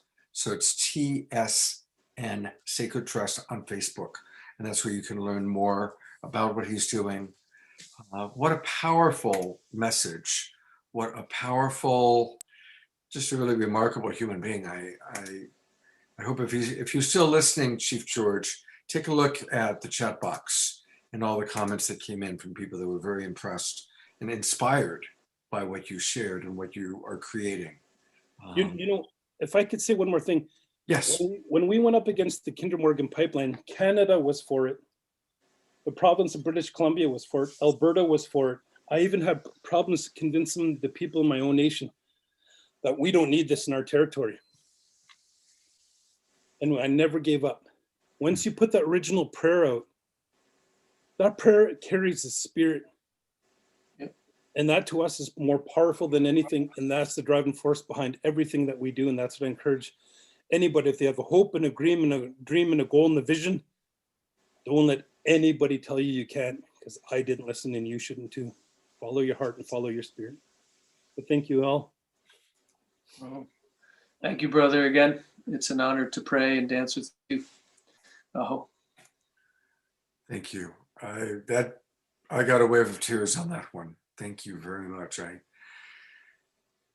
Thank you for being such a positive role model for all of us. Thank you. I'm going to turn it back over to Jan to bring our Carlos Nakai back on. You're muted, Jan.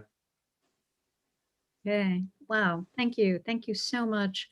Our Carlos, he is an amazing artist, and that goes into the Wayback Machine for him. He is graphics. He works with technology. He worked in the first sort of television business. The one thing I wanted to say about him is that he grew up listening to his father, who was a former Navajo tribal chairman, who at the time had his own radio program in Flagstaff. So it's no wonder that he's one of the most amazing and best-selling ambassadors of Native American music and in our culture. He's probably first and foremost the ambassador of great and beautiful music. So welcome again, and please share with us and introduce your next song. Okay. Well, thank you. Thanks everyone and all the speakers too. You know, it's the same battle that has gone on for quite a long time when the new people came, the Native Americans. And through all of that, we could persist in surviving and continue to acknowledge to them that, you know, this was all taken by force and you never paid us. You never gave anything as recompense, but you would like to take our souls too. That you cannot have because it was given to us by our mothers. The mothers create all of us, everything on the planet, all the plants, the animals, all those things all come from the female side. They are the most important people in all of the tribes that I'm a part and parcel of. And in fact, when I go back home to Hawaii, it's the same thing. Madame Pele reminds us all the time, you are a product of a woman, and you owe that woman your whole life. This song that I'm doing next is one that, in fact, uses the aspen flute, because the grandmothers of the aspens, whom I play for, also give us the water, give us building materials, give us. And they also provide a kind of solace. If you walk in any forest anywhere in this continent, all you have to do is sit and listen to the forest speak to itself. It's a gift from all life. Enjoy, and don't forget to have a good time. Oh, thank you. And I think we're ready then to play your video. Here we go.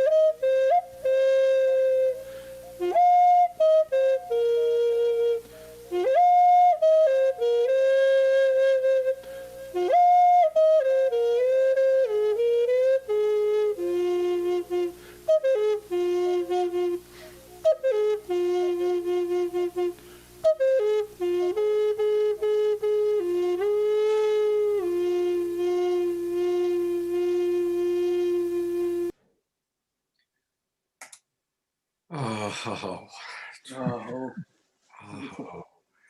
You know, I want to remind people that you can go to his website and look at the discography here. Look at all the incredible albums this man has created. And you'll find all of this at R. Carlos Nakai.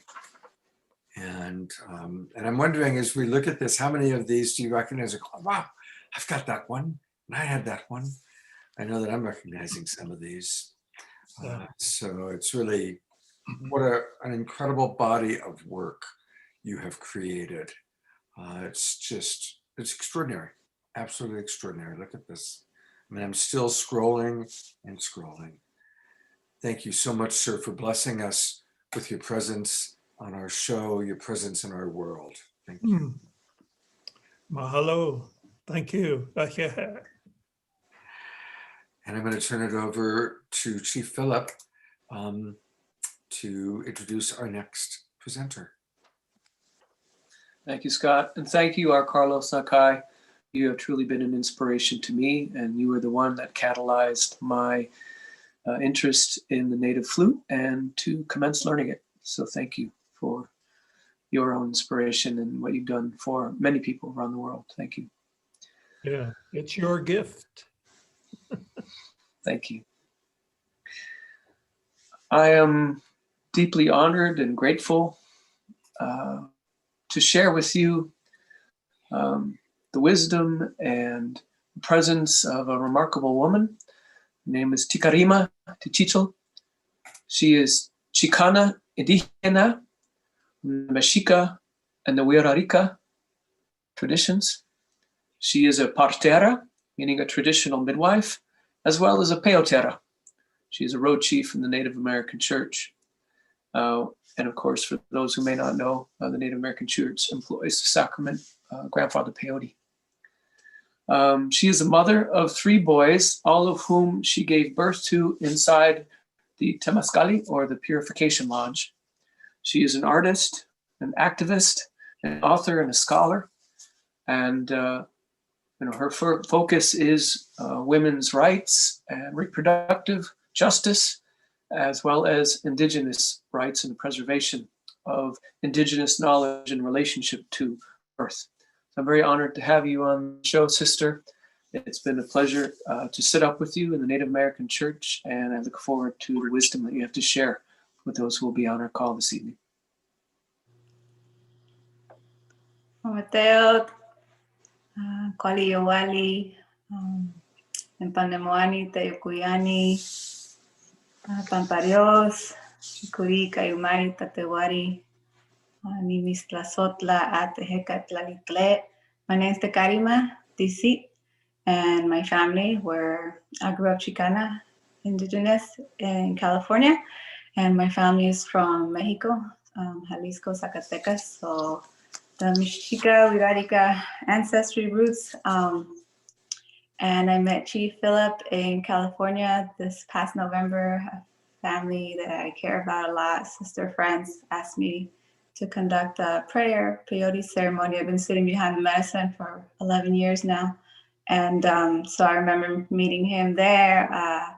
The teepee was about to go up and we were having that tobacco prayer there. So thank you, Philip, for having me here. And thank you to all the elders, all the speakers for, this is a prayer answered. I was just like, I really wish I could be around more elders. And currently I live in New Jersey. I'm licensed as a midwife in New Jersey and New York. And so it's been really, really special and beautiful to hear everyone's words and songs and shares from the heart. So thank you for that. And like always, as I always say, for speaking before any other elders, because I know very many who, I respect and love.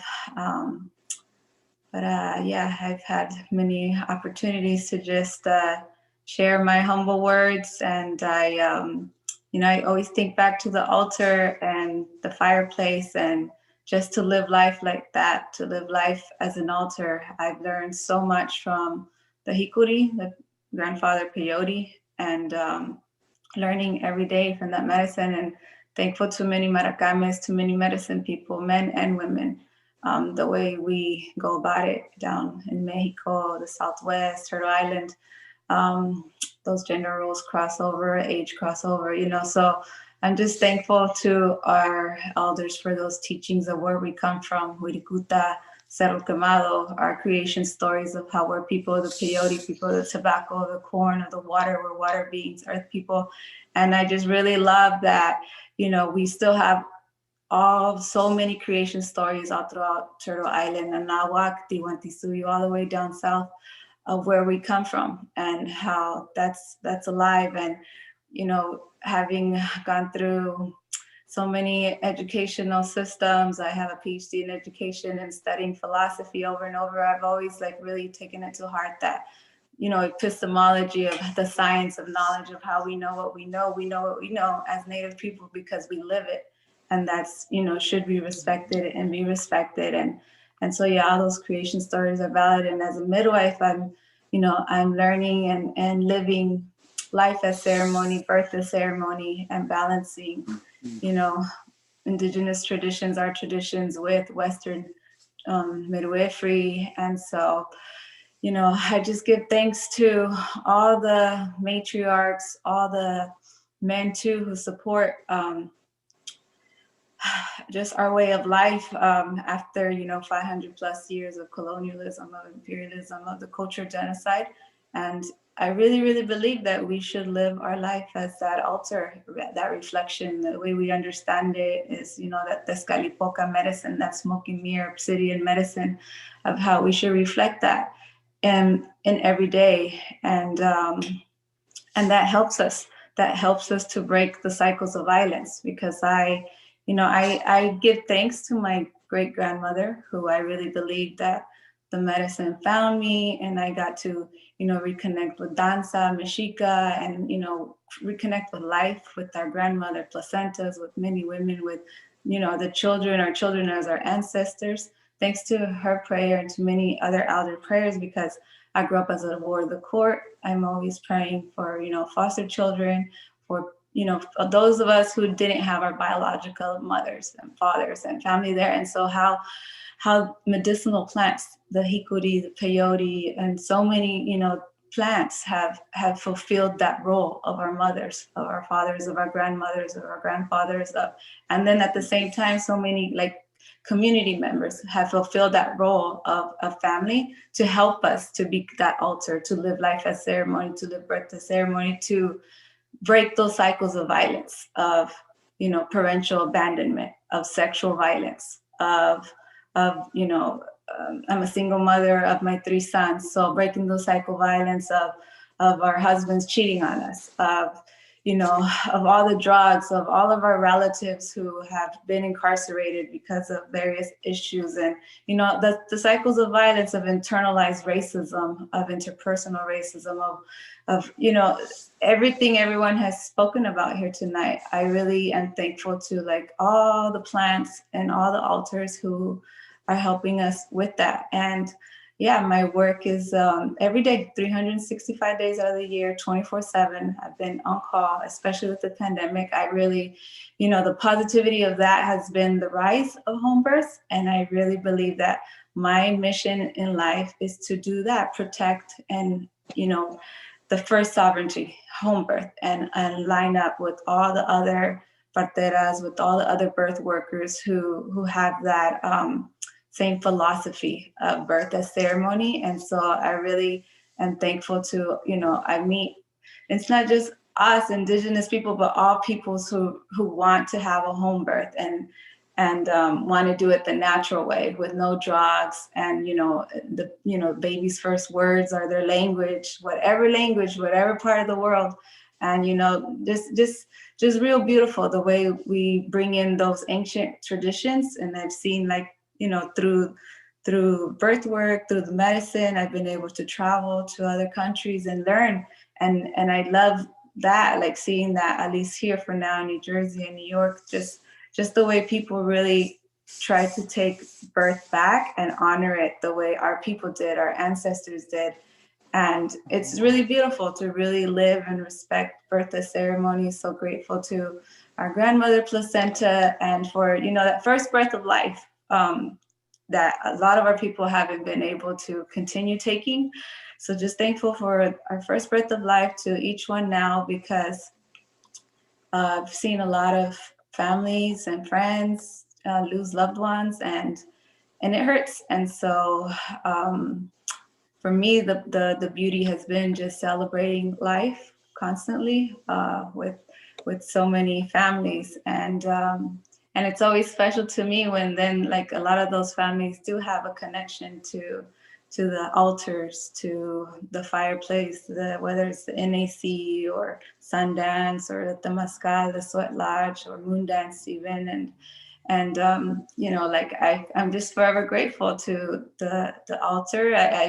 I feel that I've been able to just, you know, learn how to be at birth for 3-4 days and sleep about 2, 3, 4, 5 hours sometimes in those days. And it's thanks to all those medicines. And then, you know, like the moms are the ones just doing it all. They're the warriors. They're the ones, you know, that's their Sundance. They're the ones giving that blood, that life to all the children that are ancestors. And it's hopeful because then, you know, with one child, with one baby at a time, we get to like start again and you know, keep just celebrating life with love, respect, with truth, and then at the same time helping others, other relatives, right? Like to break any cycle of violence, to just align and be one with the altar. So that's just a little bit of what I've been able to experience over the years. I'm just, you know, happy to have been here and heard everyone. And yeah, I'll leave it like that. Thank you, sister. Appreciate your words and your support of birth as ceremony. Thank you for all the work that you do, sacrifices you make. No. And she does have 2 websites that we're going to take a look at. This first one, Tikarima, I need you to describe or to pronounce the name for me. Yeah, so the name of the practice that I chose is Siwapatli Matriarch Council, Siwapatli Midwifery. Siwapatli is Nahuatl, which is our language from Mexico, and it translates to Siwa means woman, Patli is medicine, a plant, so medicine of the women, plants of the women. Yeah. And it's also one of the plants that I use in active labor to get women's uterus to contract and give birth. Okay, and then there's a second website about your doula work, and this is tdmabirthkeepers.com. tdmabirthkeepers.com. And can people learn how to do home birthing and traditional birthing with you? Yeah, so that's my sister and I, we co-founded Traditional Doula and Midwifery Arts. So that we go around and we teach workshops on for people who want to become doulas, birth doulas, postpartum doulas, encapsulate placenta. So yeah, and currently we have right now, because of the pandemic, a Zoom herbal council. So we zoom in on like one herb at a time. And we're in New York and New Jersey, but we've traveled to other places, South Dakota, Florida, Colombia. So yeah, people host us. Thank you so much. It's been really an education learning from you. And I'm really grateful that Chief Philip Scott invited you to be on the show. So thank you very much, Tikarima. And God bless you in the work you're doing. Thank you.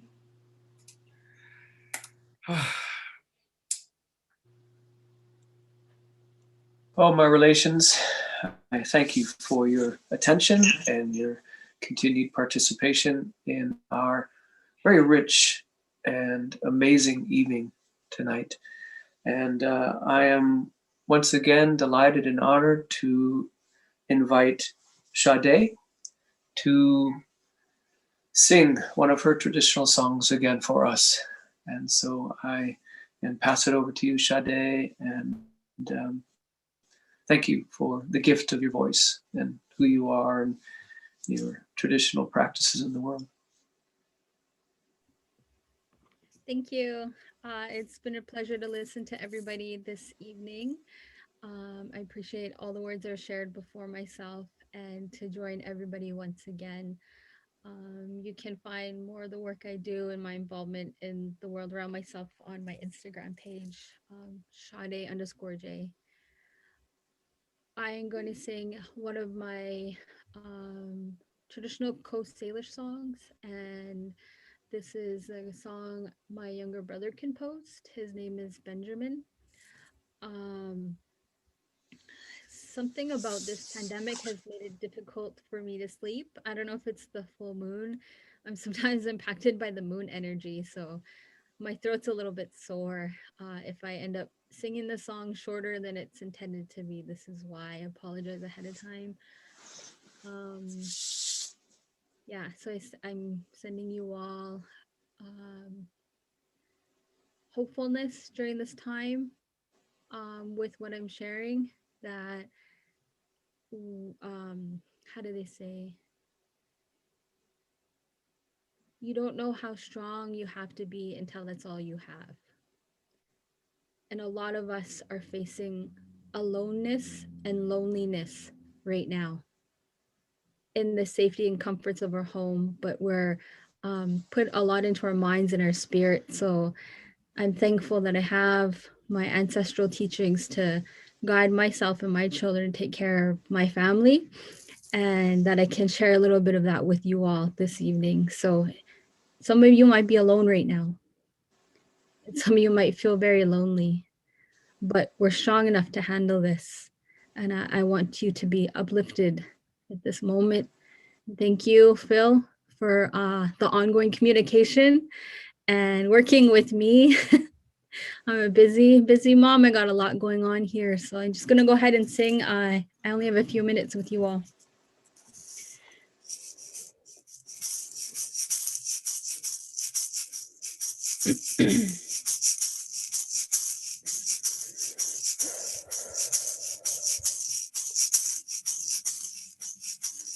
Hey, hey, oh, ho, yo, ho, yo, ho, yo, ho, hey, hey, hey, hey, oh, ho, yo, ho, yo, ho, yo, ho, hey, hey, hey, oh, ho, yo, ho, yo, ho, yo, ho, hey, hey.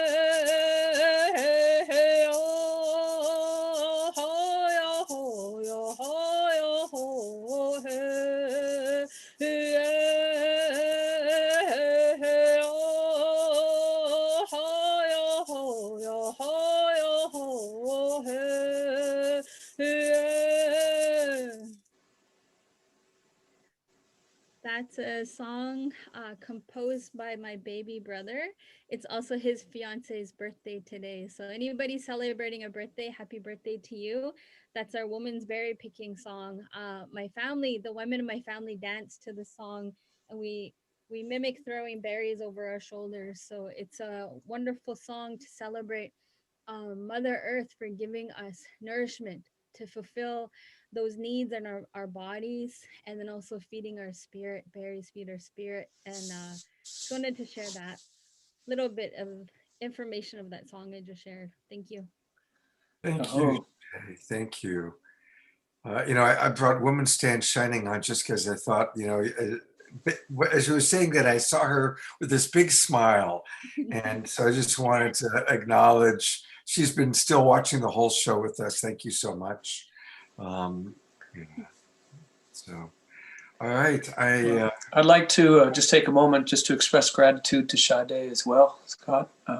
Want to thank you for the beauty of your voice and your words, and it's been a pleasure communicating with you and getting to know you. And I also send prayers for your beloved husband in the spirit world, for the journey of yourself as a widow, and also supporting your children in this time. So I want to offer up prayers for you and for your journey and for the beauty of who you are. Thank you. Thank you. I did woman's tantrum. I wore these earrings in honor of my daughters. They're half Tene. They honor white shell woman. And I think of my daughters, you know, and the things I do. And I'm thankful that being Indigenous, it also comes with these elements of beauty. So this is one of them. I have two daughters, so I get to wear things and honor them in these moments we have. And they're being very patient with me. So I want to say thank you to my children for letting me be with you all tonight because they are very young.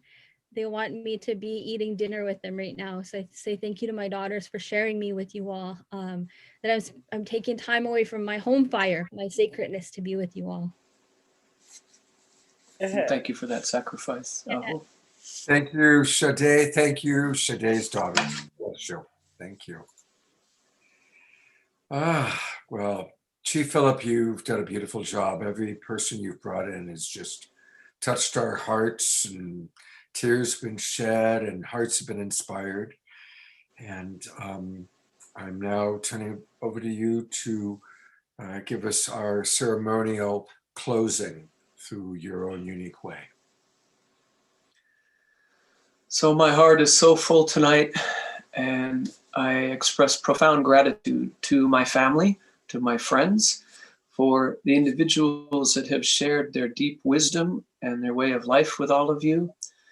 I express gratitude to Scott and to Deborah, to Jan and Jay for the invitation to be able to co-host this show with all of you, and for the donors and the sponsors, for all of the listeners. I express gratitude as well for your participation, and we do really encourage you to give back in reciprocity tonight.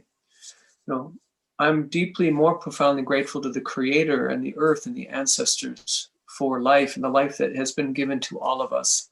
And I pray that we may safeguard this with each other in solidarity, that we may utilize the deep wisdom, these well springs that have been imparted to us this evening, and that we can walk these teachings, that we can place moccasins on our prayers and walk these in the world for the benefit of all of our relations together as one family.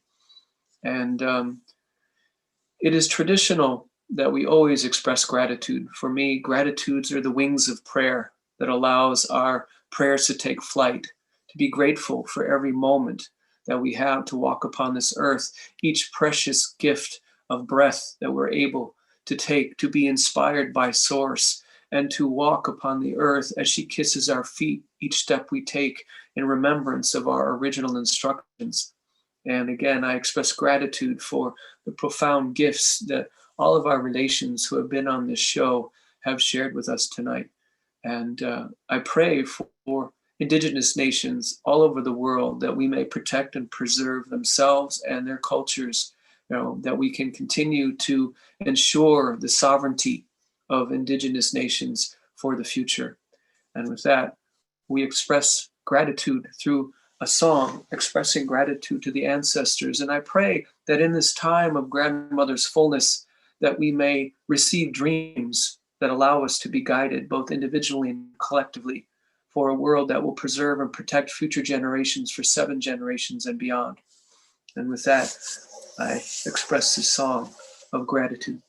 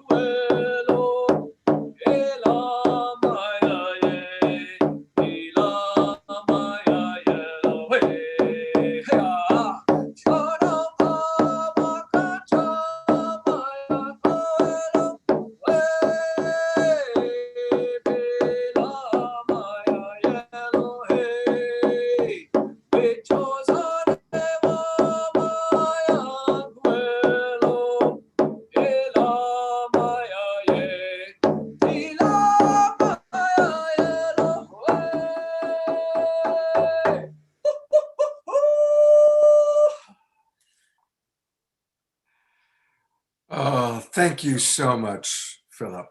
Thank you. And I'm going to put the spotlight for a moment on Philip's website. He has a beautiful website. It's Ancestral Voice. It's his Institute for Indigenous Lifeways. Many feathers to select, lots of ways to connect with him. He does beautiful ceremony, sometimes live, sometimes by Zoom. And I encourage all of you to discover all the beautiful gifts that Chief Philip Scott has to offer to you. Thank you. Thank you, thank you, thank you. My pleasure, Scott. It really has been an honor to collaborate with all of you, to allow this event to come to fruition. Certainly is also a dream of mine to continue to ensure the wisdom is disseminated in a proper and respectful way. So thank you for your sensitivity and your understanding and your respect. And again, to my family and my friends who have taken the time out of their lives to share with all of us. So many blessings to them and their families. And I want to acknowledge and make prayers for all of the nations that have been represented tonight. And I look forward to our future collaboration, to showcase Indigenous nations from other cultures as well. Thank you so much. And I want to just encourage everybody, don't go away, because we have some real special treats for you.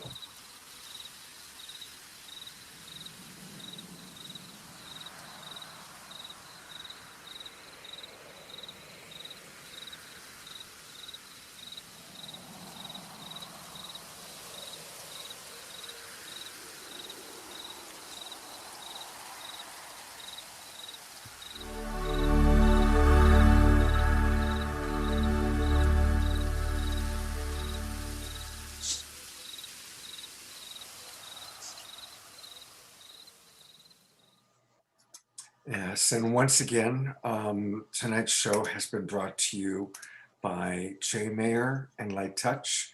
And, normally we show all these wonderful videos that Jay creates, and he's created so many wonderful things for us. And there he is. So we'll just take a moment to thank Jay and give him our appreciation for helping to make this show happen.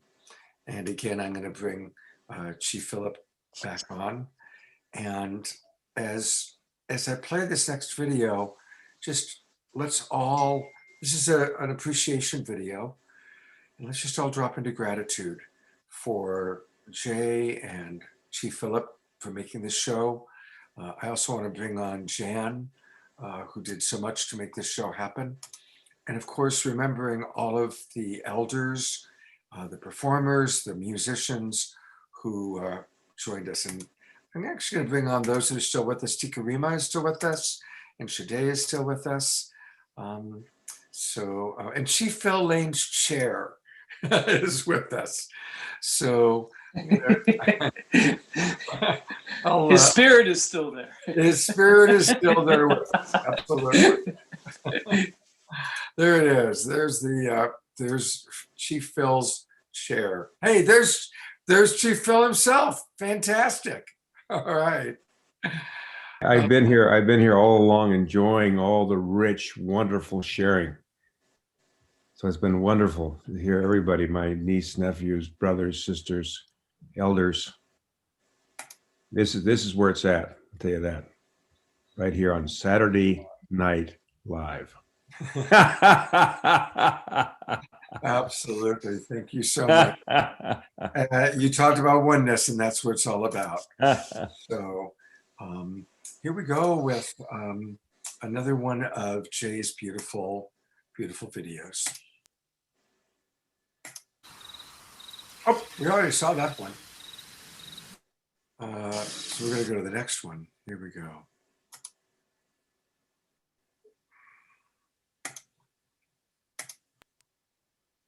Appreciation.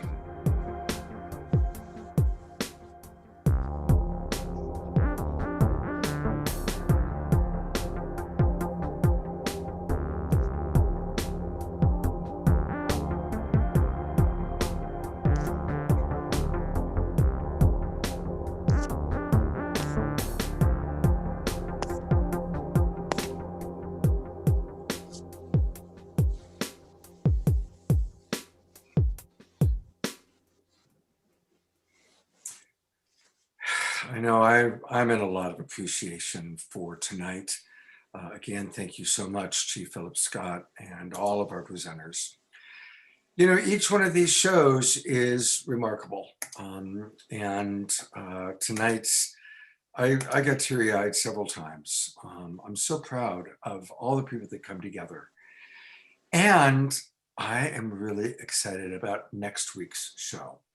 In fact, next week's show is so special that we've put together something we haven't done before. We've never done a trailer to promote our upcoming show, but we keep kind of getting bigger and better and trying new things. And so this is kind of a trailer, a little teaser to let you know what's going to be happening next week. And next week's going to be amazing. Check it out.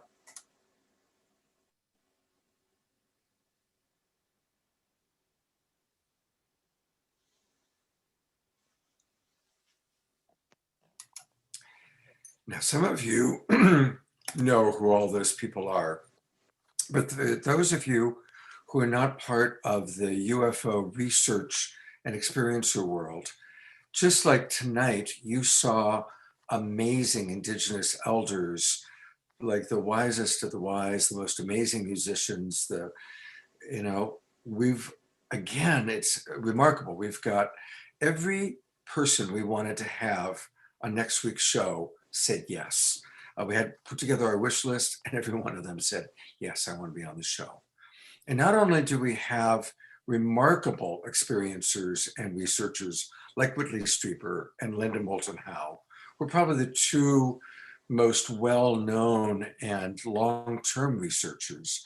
We have Grant Cameron, who's actually met with United States presidents and given them personal information about what's happening in the UFO field and vice versa. He's going to be on the show. But we also are going to be announcing a new form of communication with our star family. It's something that a fellow named Jimmy Blanchette has been working on for many, many years. And next week is the debut of a technology in which you, any of you, can have direct contact back and forth with our star family. It's an amazing thing. So please join us next Saturday night for that. It's going to be very, very special. I've been working on it for a few months with Mark Sims. And most of you, if you don't know Mark, he's who kind of gave a lot of energy to the Harmonic Convergence 2020 last summer. And he is a remarkable man who's put a lot of time and energy into helping us to have more direct contact with our star family.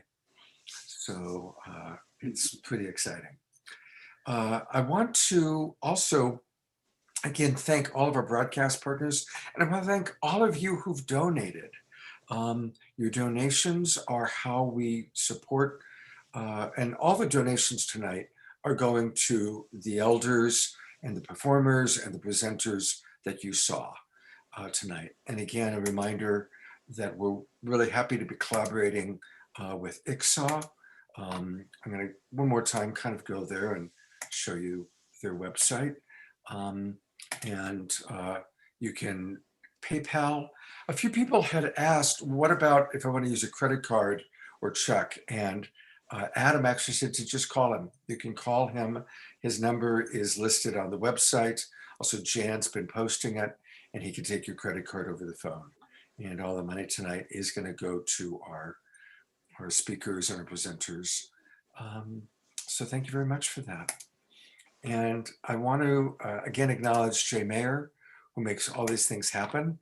And Jay created a couple of other videos for us tonight, which it's now my pleasure to share with all of you. He creates these wonderful wisdom jewels for us. And so here is a very specially themed wisdom jewel given tonight's topic and theme. Enjoy.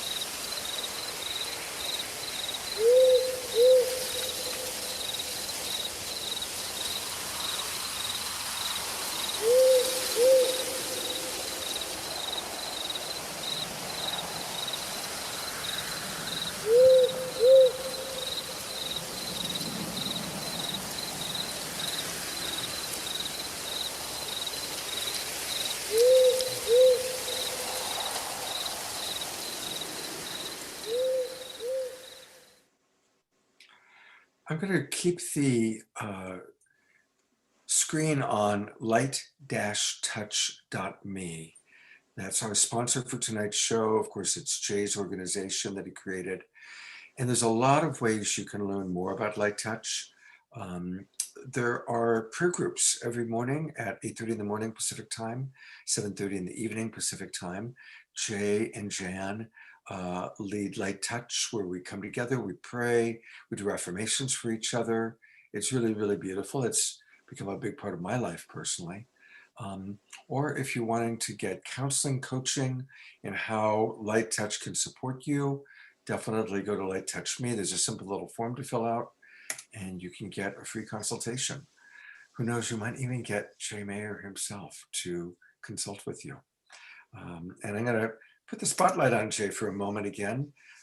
Again, I just want to acknowledge you, Jay. Thank you for sponsoring tonight's show. And we've got a couple of other shows coming up that Jay is sponsoring. We have, once a month we do an optimal health show, and Jay's sponsoring that. So thank you. And then, of course, our International Indigenous Elders show that's coming up. Both of those are still coming up. So thank you, Jay, so much for all your support. Yes, thank you, Jay. All right. I think we're just about done for the night. My gosh, we are actually finishing earlier than usual. So I want to thank you, Chief Philip, for running a tight ship and coming in and having all of your beautiful speakers, stay to their times, and really appreciate that a lot. Absolutely, it was my pleasure.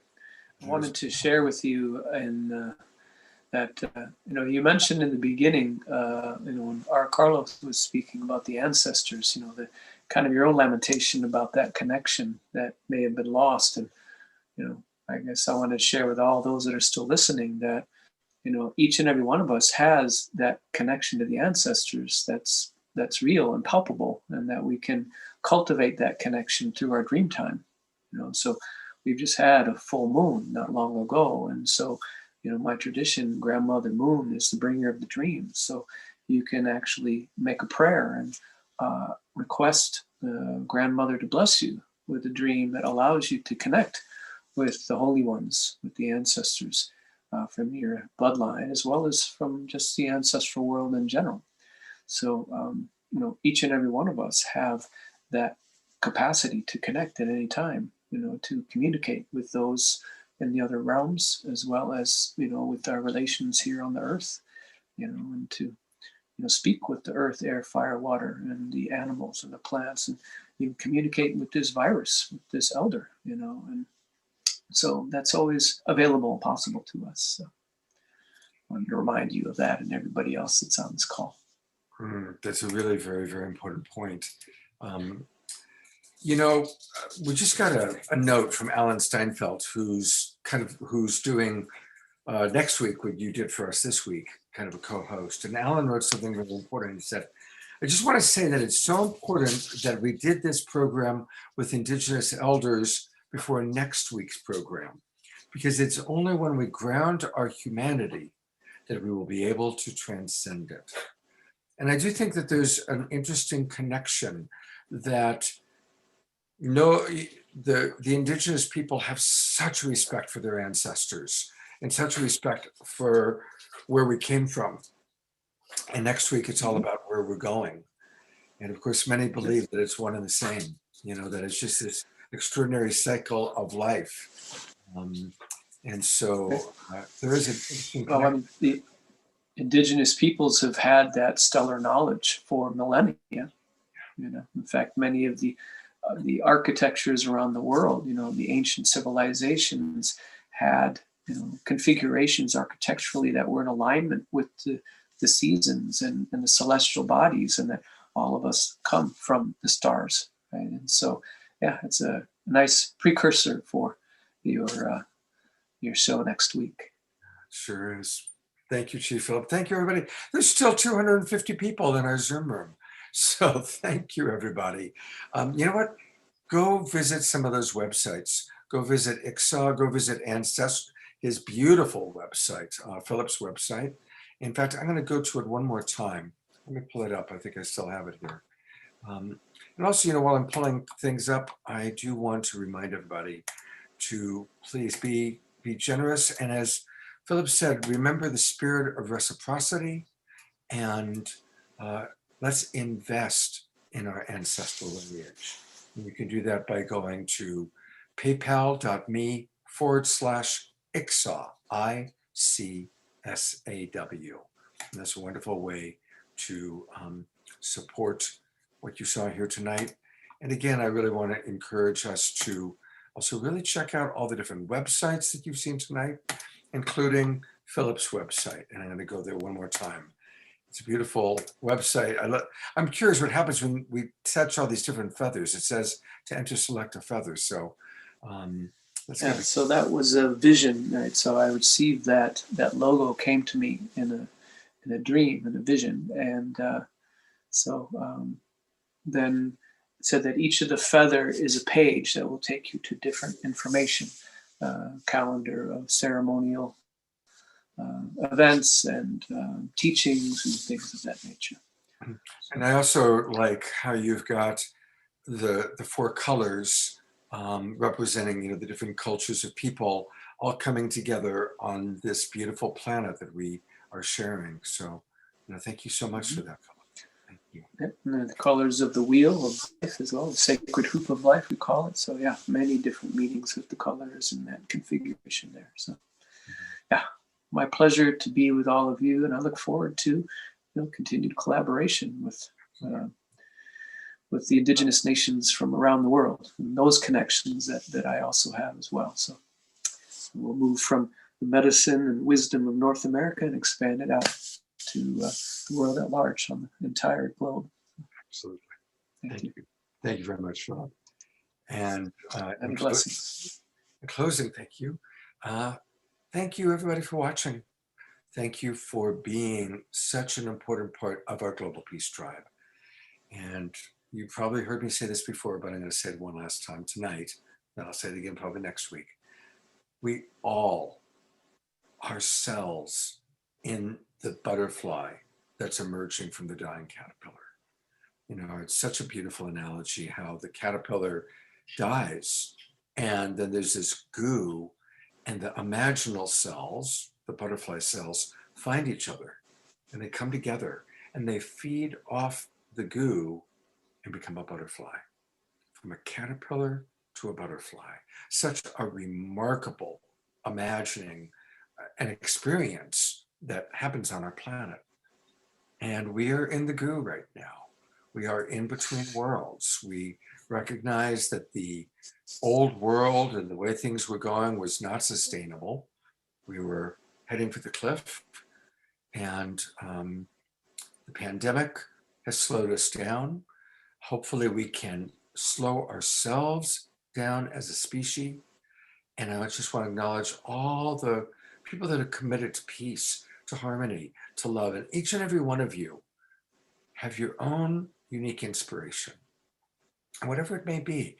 Tonight we heard, for example, from Chief Reuben George, what an amazing modeling of passionate energy that made a huge difference, and how he and his others brought the tribe from near extinction to thriving. What did he say? From 6,000 salmon to, I think he said 6 million? 6 million. 6 million. Yeah. 6,000 to 6 million. So what an incredible example. And Tikarima and Shade raising children and still doing their creative expression or their art form.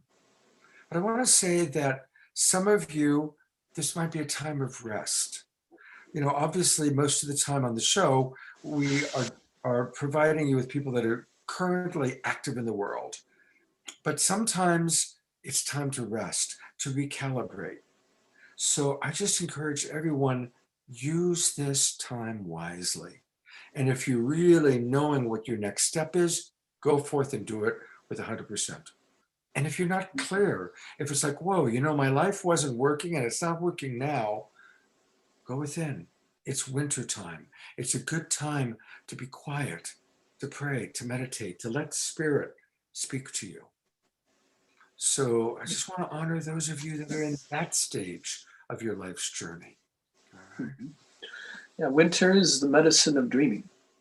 It's time when things slow down, right? When we go into the sacred places to share the stories of creation and to remember ourselves as people. And it's a time to ask for guidance from the ancestors, because even the natural world around us may be slowing, the metabolism of the plants and the animals, some hibernating, and so it's, the medicine of hibernation is important, right? Because that's a time of replenishment and rejuvenation. We receive the dreams that then allow us to emerge in the spring and engage and fulfill the dreams and manifest them in the world. So yeah, definitely a time of replenishment and reflection and slowing down. I rarely get a chance to follow the chat box. Sometimes I get a little bit, but I want to acknowledge Kenny Kaufman. Just sent a message, and Kenny, love you, Kenny, one of our very first founding members of Saturday Night Live, to help to make it happen. So from Kenny back in the original days that we began to Chief Philip and Jay and Jan, thank you, everybody. Thank you, Global Peace Tribe. Oh my gosh, I'm so glad I didn't forget. There's one other very important announcement. As most of you who watch the show on a regular basis know, I actually host several shows every week. And tomorrow, I actually am hosting 2 shows. And I'm so glad I remembered to show this to you. Usually we have our Global Peace Tribe Recommends, and that's where I show these things. And tonight we wanted to kind of keep it all ceremonial. But tomorrow morning at 10 o'clock is your opportunity to experience an introduction to light touch. And I'm going to be doing this with Jay and Jan and some of the other light touch practitioners. And it'll be a chance to really practice it with us, learn about it with us. It's going to be a lot of fun. You can come into the Zoom room and we might even bring you right on camera. And I'm going to post on my page, if you go to my Facebook profile page 5 minutes after we finish the show, you'll see the link where you can join and come into the Zoom room, or you can watch us live on Facebook. And that'll be at 10 o'clock tomorrow morning, Pacific time, an introduction to light touch with Jay, Jan, myself, and some special friends. There's one other event that I'm hosting tomorrow. It's a repeat.